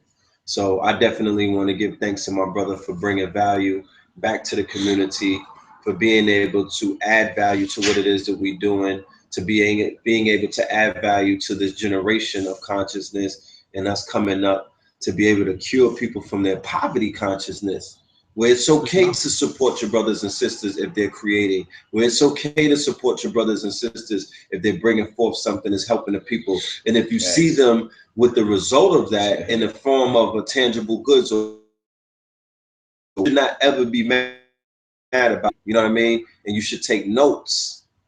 If I had $1 for everybody that came up and told us how much the information has inspired them to step up their lifestyle, shit, you know what I mean? I would have another money bag in my pocket, but you know, I'm gonna let the brother get it.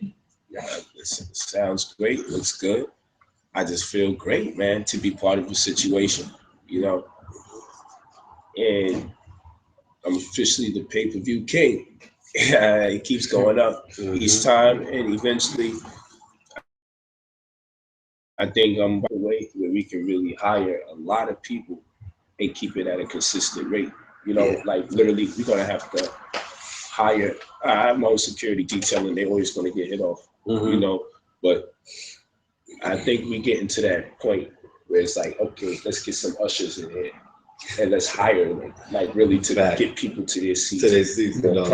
We can start doing the little fly shit. That you know calls for the enterprise. We can pay the moderator Gucci money. You know, we can start giving the debaters. You see, that's why they got to follow the lead. Stop trying to tear people down. Stop trying to compete with me. It's the sport is still so early. We can compete if we go against each other. But if you're not in the ring with me, don't compete with me. Appreciate what I'm doing. Your import should be nothing reminiscent to that of hate. What it should be is, I hope Polight succeed since the ball is in his court, because he's creating an opportunity that can empower me. Because after I watch him debate, I wonder if somebody else does debates.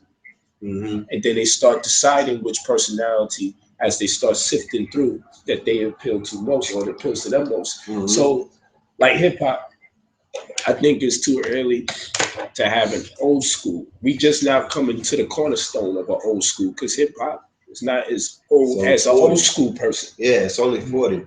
Hip hop's only 40 years old. So at 40. So what's old school to something that only existed 40 years? You see, so the judgment, people say, yo, how old are you still rapping? Bro, hip hop is only 40 years old. Exactly. So there can be no old school rapper. We're on the cusp of official old school music. But it's just such a fast and rapid moving and always changing type of construct, because it's the youth's mind that's impelling, or is the impetus for its growth. Since it's youth based, it's going to be diversified, because young people not loyal these days. So they're like Jay-Z now, they're like Jay-Z then. Jump on Lil Wayne, we'll be like, yo, that's kind of weird music. It'll go to Jeezy.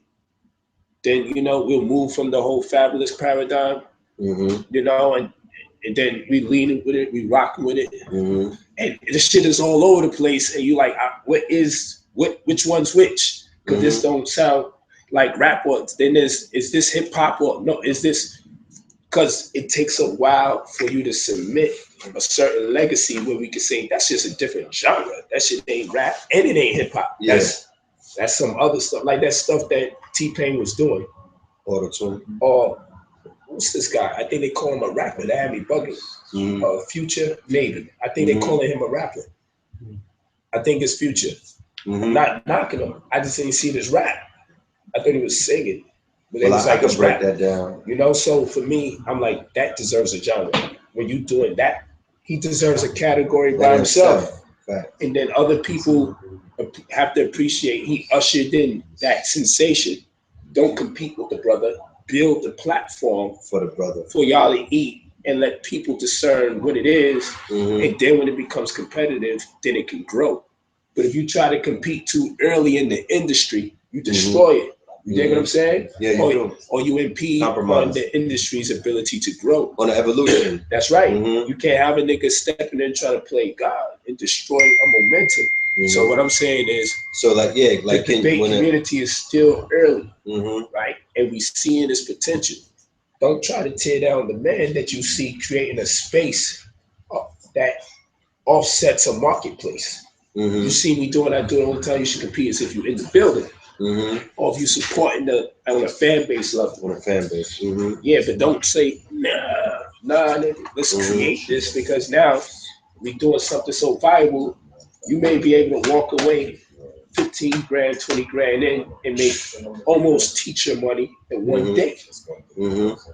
So now we created a new echelon where not only we taking family off the streets, we created a sport where people dig their head in the books. So now we try to outsmart each other. What's going to happen to the movement if their mind is on I want to be that dude to express what I know. Then they're going to have to read better and read more than their favorite debater. You only can really come out with good with that.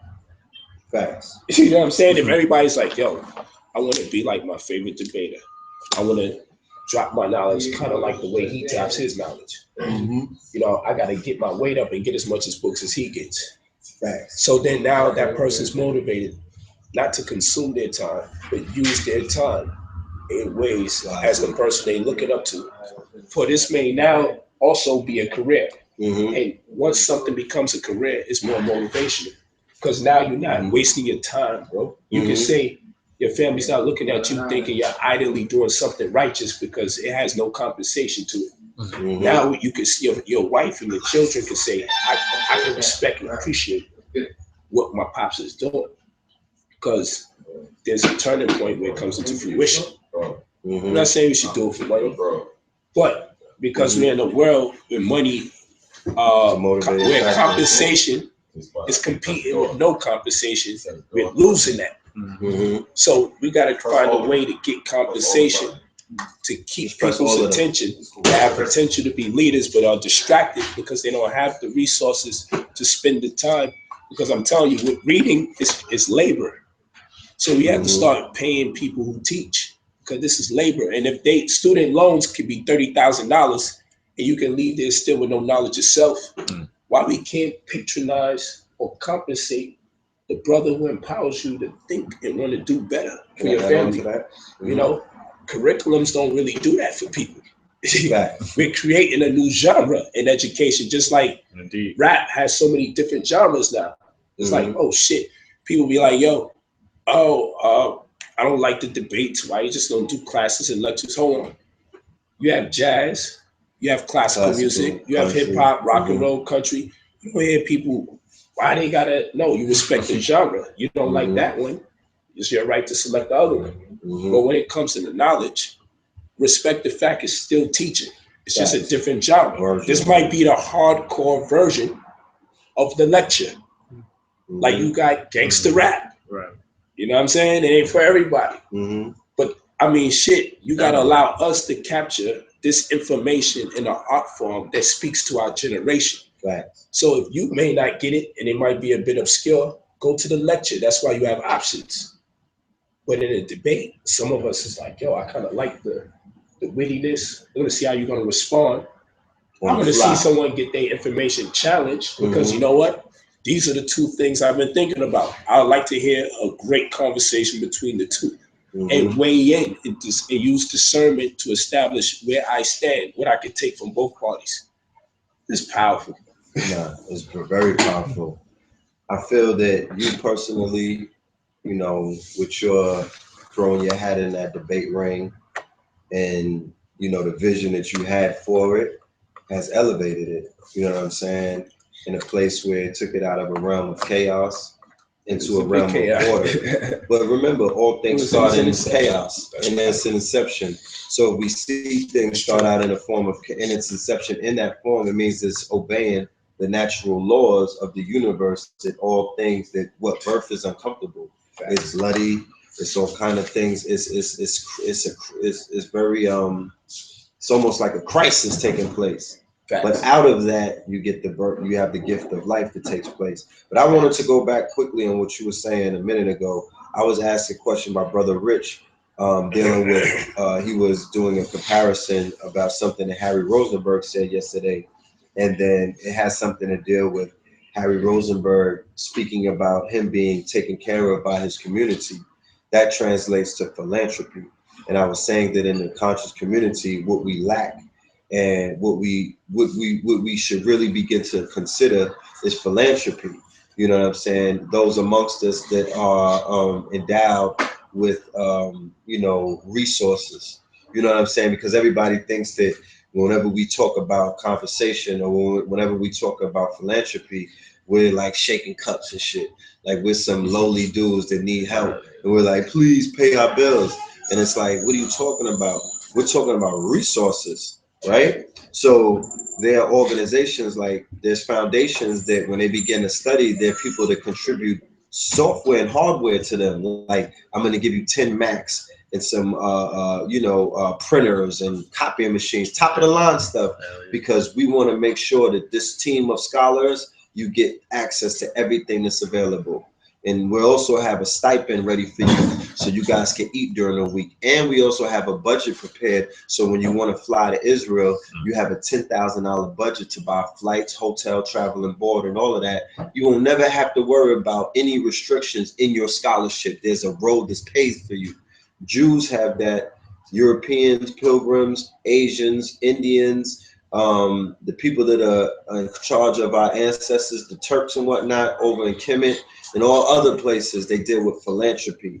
All right, the people who are grave diggers, tomb raiders, the people who are taking our information and pay any amount of money to try to change it and to protect it and keep their face on top of it, they know that they have to pay. They have to basically, they have to infuse money into protecting that. So they have hired a group of their scholars or their conscious community, and inside of that conscious community is infused with the instructions to protect the lie by any means necessary, and don't worry about it, you good, my nigga. Basically, that's what they're saying to them. So in our community, what Polight is saying and what he's doing is he's returning the value to what it is that we're doing, which is priceless. You feel what I'm saying? Unfortunately, that was kind of stripped and pulled away when we were coming into the consciousness. The information was priceless, but the way that the teachers were being treated and taken care of, the philanthropy was almost non-existent. You feel what I'm saying? There was no philanthropy. We are now, as a result of this youthful generation, we are now privy to talking to millions of people. So by doing such, you now know that the idea of philanthropy is a concept that we could begin to come to life. You dig what I'm saying? There's millionaires watching now. You feel what I'm saying? And by the brother showcasing the fact that he escaped poverty consciousness because he's like, yo, I authored 90 books. I'm hopping out of fucking rape. Respect that. You should want to see that. Right. You understand? You should point to your son or your daughter and be like, look, all right, we're on World Star. There's a guy hopping out of a race that just sold a few birds. Yeah, he made an anthem about that. Right. But let's go over to YouTube and let's go over to this other thing on World Star. There's this guy named Polight out of New York who's a debater and a scholar and a teacher. And he also used to be in the streets. But the way that he got out of the streets was he wrote a whole bunch of other stuff and he's hopping out of a ghost. Which one do you want to be like? You feel what I'm saying? Yeah. Now that would now open up the door for a philanthropist who already got it, because remember, people they don't want to give to somebody who looks like they need. You dig what I'm saying? That's not how money works. Money doesn't talk like that. Right. Money goes to where, you know, water finds itself at its level. You know what I mean? So they're gonna go to where, you know, he's not hungry for this shit. So we could come to him and sit down with a concept of philanthropy. You dig what I'm saying? And it will resonate better with them and with you because you're already there. You can understand the conversation. You understand? So they know that if they give you resources, it's not like you're struggling, that you're going to be like, yo, I need 10 racks for some computers. And when they cut the check, they can't find you anymore. You know what I'm saying? Yeah. But that's a poverty mind. You know what I mean? A lot of people deal with that. You know what I'm saying? So that's something that we need to push hard body and begin to explore. You know what I mean? Because I want to see not just Polight, I want to see the Ahmed Ra squad with an endowment fund. You dig what I'm saying? I want to see KTL University. I want to see Sinetta University. I want to see the UGR. I want everybody to have resources and budgets. That's right. You feel me? So where we could kick out a Hidden Colors every month, a version of some shit like that every month. Yeah. You dig what I'm saying? Because we in the epicenter. It's knowledge is there. It's on the walls. You can peel it off. It's all over the place. So it's time to begin to capture it, catalog it, document it. You know what I mean? We have to document Polight's rise. You dig what I'm saying? We have to document the rise of the youth. The youth are waking up. We want to get you in your early conception before you become a master teacher. You may forget how it was. So all of this stuff is part of history. This is something that I can show my son. This is what he's going to show his daughter. You know what I mean? Our children need to see this because we are in history right now. So when Martin Luther King and them was walking, they would not be able to tell you or conceptualize how great that moment was because they were in the moment. Remember, their star rose like the Nesut Biddy. You said that the mission here is to become immortal, but when you become immortalized, when you make your transition, then your star rises. That's when you become immortalized. That's when the people begin to say your name and keep you alive.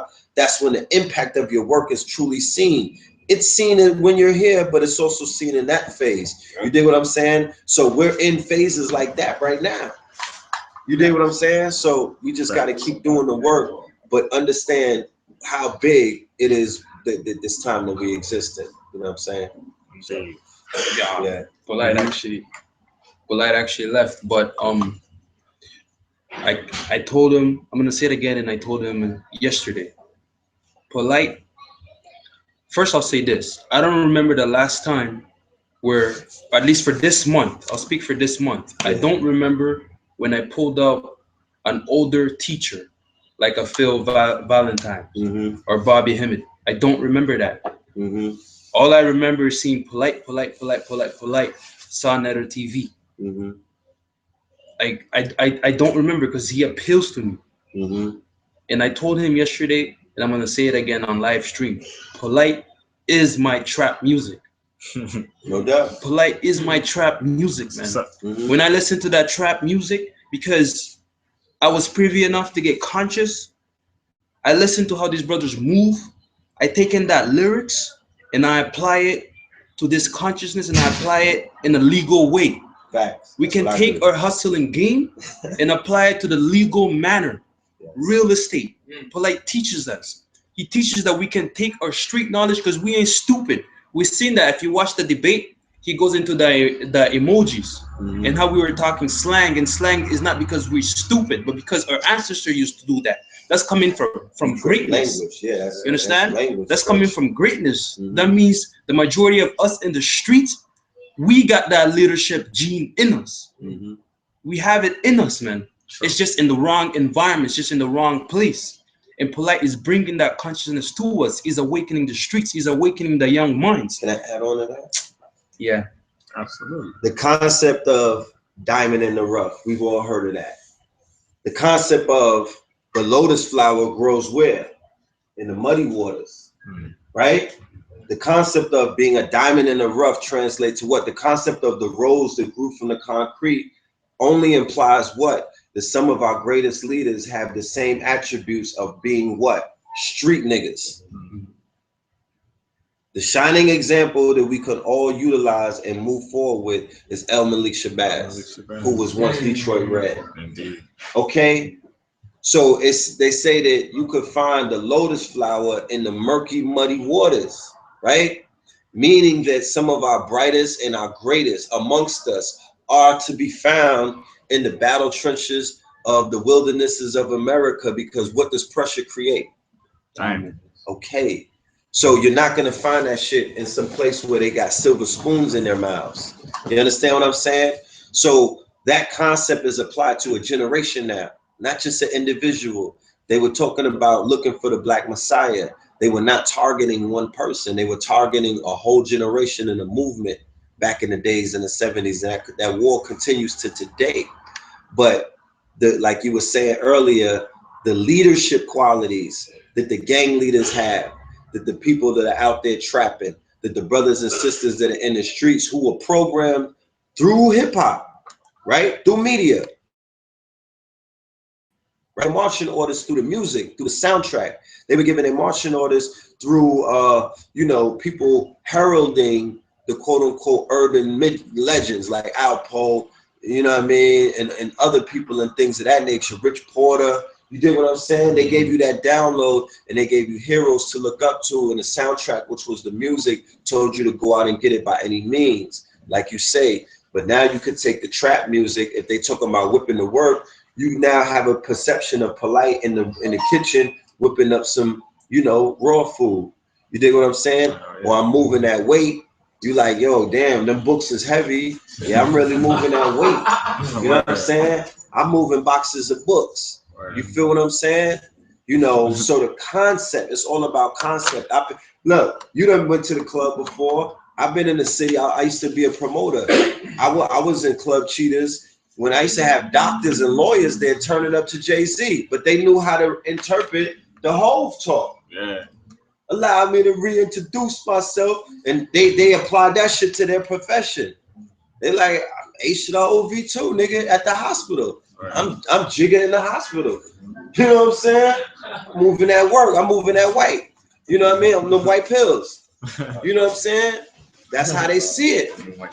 So if we moving that moringa, or if we moving, that shea butter, or that sea moss, or that Kings County, you know what I'm saying? We moving those books, or we moving that real estate, huh? Then what, how we are as a people. Remember, the telltale sign of the originators of language is the people who keep recreating the language. What the fuck are they talking about slang? So we take words in English that we originally introduced to European, it's been proven, and we keep reinventing that shit because it's still not enough for us. We still need more meaning out of it. So we're adding meaning to words that they never, we didn't tell you. They call it ebonics and slang because they feel that they didn't tell you that you could give it that meaning. And we're like, get the fuck out of here. We create words. We create meaning. We define shit. You dig what I'm saying? Y'all try to do it, and y'all do it, but we don't even use those words like that. We use it our own. The same thing with the emojis and the metal lecture that you're saying. The creators of language and communication and stuff like that. So, yeah, I'm done. So, but yeah, on a joke thing, Polight got some really good young brothers around him, coming straight from the street, and y'all not better underestimate these brothers, man. I'm telling you straight, man, because these guys coming from the trap, coming from their struggles, man. Yo, they're gonna be blowing. Yo, let me not give up too much, man. I'm out, bro. So just to, I want your input on the debate that you witnessed last night. Yeah. If you had to extract one point or one something that stuck with you, what would be the point that you extracted out the debate? Like, what was the highlight of the debate for you, and why? Well, we're not done, bro. Ultimately, the highlight of the debate was the aha moment that I had is when I realized that something that I talked about years ago and a concept of something that I wanted to see, I was right there watching it. So that was surreal to me because I've always said in the community, I'm like, yo, I love the sparring sessions between the brothers. I appreciate what what it is taking place. But give us these crackers. Yeah. You dig what I'm saying? Give us that sacrifice. The same way that it works in the spiritual realm. The ancestors get hungry. You feel what I'm saying? Like they're hungry for Zimmerman right now. You dig what I'm saying? Yeah. Like if you talk to anybody that's in the African traditional system where they offer blood and sacrifice to their ancestors, they'll tell you that the ancestors is calling for the heads of the people who've been taking our people off the planet. So because the ancestors call for they want that sacrifice, they want you to send up some people in the name of the ancestors. It's one thing to look at the pictures of our ancestors that were tortured and castrated and maimed and hung and whatnot. It's one thing to cry and march over the people that the police is killing, but it's a whole nother fucking thing when you sending them up. You know what I'm saying? When you like, yo, you know what? You violated, we're gonna violate you, the code of Harambe, eye for an eye type of things. So intellectually and mentally speaking now, we have been suppressed and we've been traumatized by the European concept of miseducation, technology, religion, programming, social media, mass media, mainstream media, everything under the damn thing. You know what I mean? The medical institution, the agricultural, all of the programs. This is a hydra. This is a system. So when are we gonna start going for the head of the snake? Who the fuck knows the address to where the head of the snake lives? Who knows his Twitter handle? Give it to us. I just spoke to Sarasu Seti. He's ready. He is, the lion is ready. He's ready to tear something to pieces. You know what I mean? Yeah. He wouldn't have been a fair match yesterday to that boy. Oh, no. You know what I'm saying? So we got hitters. And that was the aha moment, because I always knew that the power of the community is when we come together and we aim our arrows and our bows and our bazookas and our 380s and our 4/5s and our Desert Eagles at the motherfucking the bullseye of the common enemy and start squeezing. You dig what I'm saying? So this is just the beginning. We live in a Trump era. It's a whole bunch of Europeans that's gonna jump out the woodworks. Asians, Indians, whoever. You dig what I'm saying? And it's gonna be, they're gonna get stomped down, So it is what it is, man. So that's it was a lot of things, but that stuck to me. That's peace. That's peace. Smack and Beasley, they co-hosted the event they put on, coming from the battle rap. What are the correlations you see, and what do you see in the future as far as the streets and the urban community and battle rap coming into consciousness, coming into the community, and what do you see the two going from here, or what would you like to see the battle rap? If there was any genre of hip hop that would relate to the debates and be able to get it, where you didn't have to explain a lot of things, would be the battle rap arena, because they're hardwired for competition. They're part of a competitive mind state. So a debate, the whole thing of a debate is a competitive mind state. That's the core of the debates, is competition. You dig what I'm saying? There can only be one. You feel what I'm saying? So entering into a battle rap arena, coming to the debate thing, they like, yo, shit, give us one. You know what I mean? Like, they looking for the one. You dig what I'm saying? So that concept is very easy. Now another concept of the mind, the power of the mind. You feel what I'm saying? That freestyle, that off the motherfucking dome. You dig what I'm saying? You niggas could talk what they want to talk. You know what I'm saying? Boxing is very interesting because it's a battle of both the brawn and the wit. They call it the science of boxing. There's something going off in Floyd's mind. They got him weaving and bobbing and, you know what I mean, and doing what he do. It's a scientific mind. He on some matrix shit. He's seeing shit coming before it comes, based on, he's probably looking at the way that certain muscles is beginning to inflex to tell which way you coming at him. So in the battle rap arena, master battle rappers such as Lux, they're appreciated because the people in the audience are paying homage to the mental dexterity that's being displayed in front of them. They're seeing this craft. You dig what I'm saying? That this man is pulling out bars out of the ethers in real time and defending his square.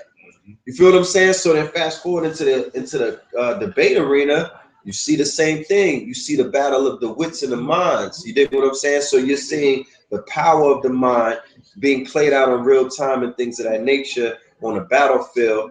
Because keep in mind, all wars are mental. Yes. You got your physical war and all that shit, but that shit always started in the mind first. When you playing chess, that's mental. You dig what I'm saying?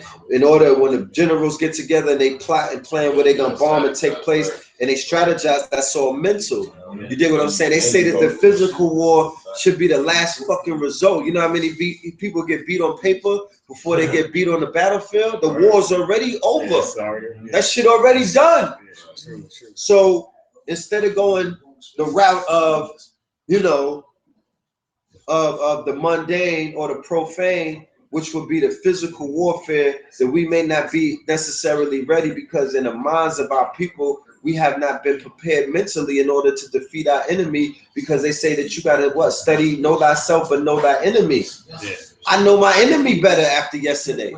You understand? I said that to Polight. That shit that Harry pulled, he gave you a fucking a window into the minds of all Europeans. They're all timid in a room of high melanated people who know they self. He couldn't get up there and be nobody else but who the fuck he was. I'm a Toyota, you're a Ferrari. He gave you the truth. He did not lie to you. They're subservient when they're around you. Polight is in Hollywood. He could tell you this. When a black man is in his proper persona, they bow down. Bottom line, I worked for artists before. I know what the fuck is going on. We used to step up in the airport in our proper persona and they would kiss the ring. I was with the artists, but they kissed everybody ring. Here, line up. They didn't even know that we was artists. They just knew that we showed up and we knew who we was. We were in proper persona. So what does the European do? They acquiesce to daddy and mommy. You understand what I'm saying? That other shit is fucking is smoke and mirrors. Don't fall for that.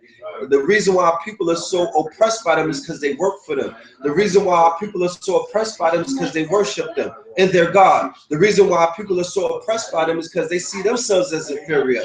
Show up in your proper persona and take your fucking place. Okay, stop talking to us about Europeans and stop whining to us about a goddamn European. They are inferior. They know they're inferior. They told you yesterday. He said, I'm a Toyota. All right? It's the rabbi. This is the fucking rabbi. And he was so Jewish up there. He was so Jewish. All right? So you got to study the creed of the European. We got to study our enemy. So yeah, the Jew may be different from the white Anglo-Saxon Protestant. I get it, cool. But the Jew, the Sephardic, and the Ashkenazi, oh no, they under the wing, they under the deodorant. You understand? They always been son. So he's just revealing themselves. You know what I mean? He's revealing themselves. So be who the fuck you supposed to be. You don't have to worry about nobody styling on you and stunting on you and oppressing you. You don't have to ask them for nothing. When you show up as yourself, do they not come and give you stuff in Hollywood, Europeans? They just hand you shit.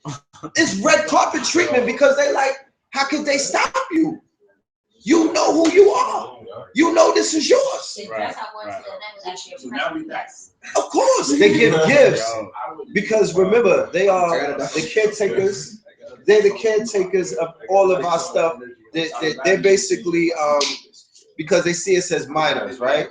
Minors, when you do the definition of minorities, that's minors. Minors basically say that, you know, like if I had a rich parent and my parent died, I'm a minor. When I'm 18, I can get the money.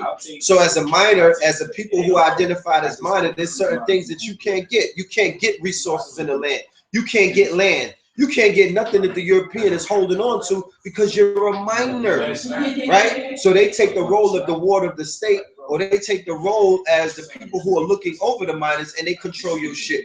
Show up as yourself, correct your status, stand on your fucking square, and you will get back what's deserved to you. It's as simple as that. It is as simple as that's where we moving. That's the direction we moving. Absolutely. Word. That's where we headed with it. That's facts. And with the debate, And the battle rap correlation, that's just the beginning, because I see it going into I didn't even. education. That was the second part that I wanted to say about. Well, I see it going. Okay, well, yeah, you can wrap that up. I see the Conscious Rap Battle League versus the URL Battle League. You understand? So, yes, Loaded Lux, we got a whole bunch of other people going up against people who are comfortable in their lower self, or people who are comfortable perpetuating the spell on their people, or people who got the balls to stand on stage and promote Western ideologies. You know what I'm saying? Oh, you want to be a Christian? No problem, my nigga. Bar up. Get your shit right. Because we coming to put your ass on that cross. So I see the future as both a conscious rap battle and them being able to experience a Sarah Suited, a Polight, a Doctor, a Dr. Reggie, a Dr. Ali Muhammad, a AA, the pills. You know, they deserve that at this point. Our people perish from a lack of knowledge, so they have to see that. We got to get up there and challenge the niggas to, if you ever say one fish, two fish, red fish, blue fish, and try to attribute that to what we doing, you know what I'm saying? You're going to get washed, because that's not what this is. This ain't that. You know what I mean? This is not that. This shit is upstairs. This is not poverty consciousness. This ain't that shit that y'all used to make fun of. This is the streets right now. So there's no separation of the streets and consciousness anymore. Because where do I come from? Where the fuck do I walk every day? I am in the streets. I am the streets. When we get on the YouTubes and the people see us, they see the red and the blue. They know that they see the streets. You know what I mean? My niggas in the streets see us in this thing and they like, yo, we arrived. You know what I mean? So I just see more of our people waking up, more of our people saying thank you, keep up the good work, more of our people telling us how their lives have been saved, how they now have businesses, how they took the shoebox from underneath the bed that had a few racks in it and went and incorporated a business, and now they business owners and they can hire their children instead of that shit being bail money. You feel me? They got houses now, real estate, they opening up resorts, they want to buy, they want to get involved with Facts Initiative, or they want to get involved in buying up a city now or a town and whatnot. They want to get down with the Black City Plan. All of these things. That's what I see coming out of that that merger between HOK and Smack. Facts. Shalom. I appreciate it. Rappers coming into the battle forum and to correlate, cooperate with each other, collaborate, because that's what we need. And I appreciate it. Like highlight was on his battle rap, pretty grimy shit.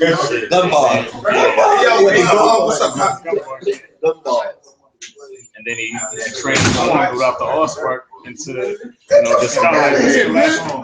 Hold the fuck up, man. Gary Rozenberg. Hold on. We got the black Jew, Gary Rozenberg. Another TV in the building, man. Yeah, we got know how it is. We got the legend in the building. Yeah, we'll beat you here. We got a surprise for you too. Stay tuned. Just don't go anywhere.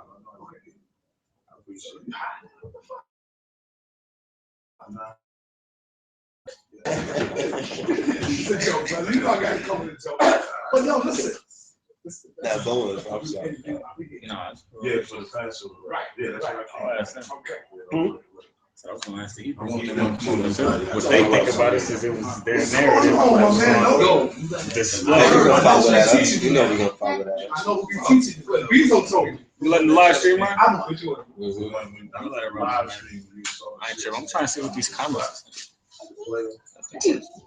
Yeah. I won that, but he came back the next day and kicked my ass. I'm sorry. He came back and told me, but I know who he teaching now. Yo, I know who he teaching. Like to debate everybody out there that follow type TV out of TV that knows everybody abroad in UK. Make sure y'all get that DVD. Segment. Shout out to Segment. Support that brother and sister with our jewelry. Shout out to Lolita's World. Subscribe to her YouTube page. Shout out to Manera. Watch her go on her Facebook. Manera Douglas. She's interviewing some very interesting people working on the most important, that is coming up. Stand up. We out here. Yo, Kalam, they want to call in. They said yo, Kalam, they want a number to call in. You got a number? They want to call in. They want to chop it up with the people, ask some questions. All right. You know, Sean came through and so love. Hey, in the chat box, Came through and so love. I would like to have a sound. Who do y'all want to talk to? Let me see, am I showing? Oh man, It's a bit late. yeah. Peace, family. Peace, family. I know you're not asking for the number. Give me a second. I'm gonna get it right now. If you lot see who's here, we got Cesaria, we got Golden, we got Saw, we got Red. Shit, we got Katazar, we got everybody up in here. Nah. Cut that. Cut. No. There ain't nobody here right now. It's just. Okay, good. All right, let me get my number. All right, 609 401 6564.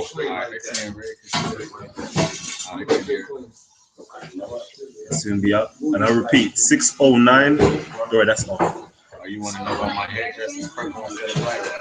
I brought the purple one. It doesn't have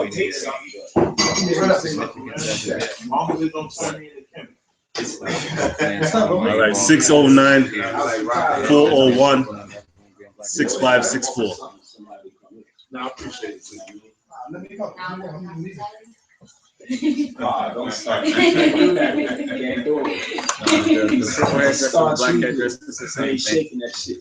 They can't hear you. Man. It's a different color. They can't hear you. This mic's off. Oh, that mic's Nah, that's not on. That's not on. It's right there. 609. Everybody 609.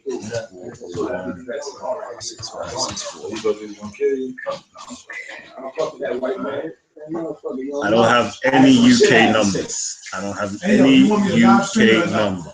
The only way you can get a hold of me is if you've got my number ready and you WhatsApp me. WhatsApp call me. That's the only way you can get through to me. Because if I live stream it, everybody can see it. Yeah, that might be cool. I'm not giving away the information he coming with though. Who? Oh no, that's all right. I just hope. Okay, shout out to Mauricia. Yo, stand up. Yeah. Shit, it was Friday. What was up with y'all? It was good, Kim. Now, what happened was a lot of people was jumping on it and sharing the link. That's once everybody get on it, the bandwidth get messed up. And because they was doing that and they're doing it free, everybody was on it and it fucks up the live stream. The more people go on the bandwidth, it fucks it up. It looks see, so that's what happened. So what happened? They messed up the whole shit for everybody. Like for example, there's a code that they get. And when they get the code,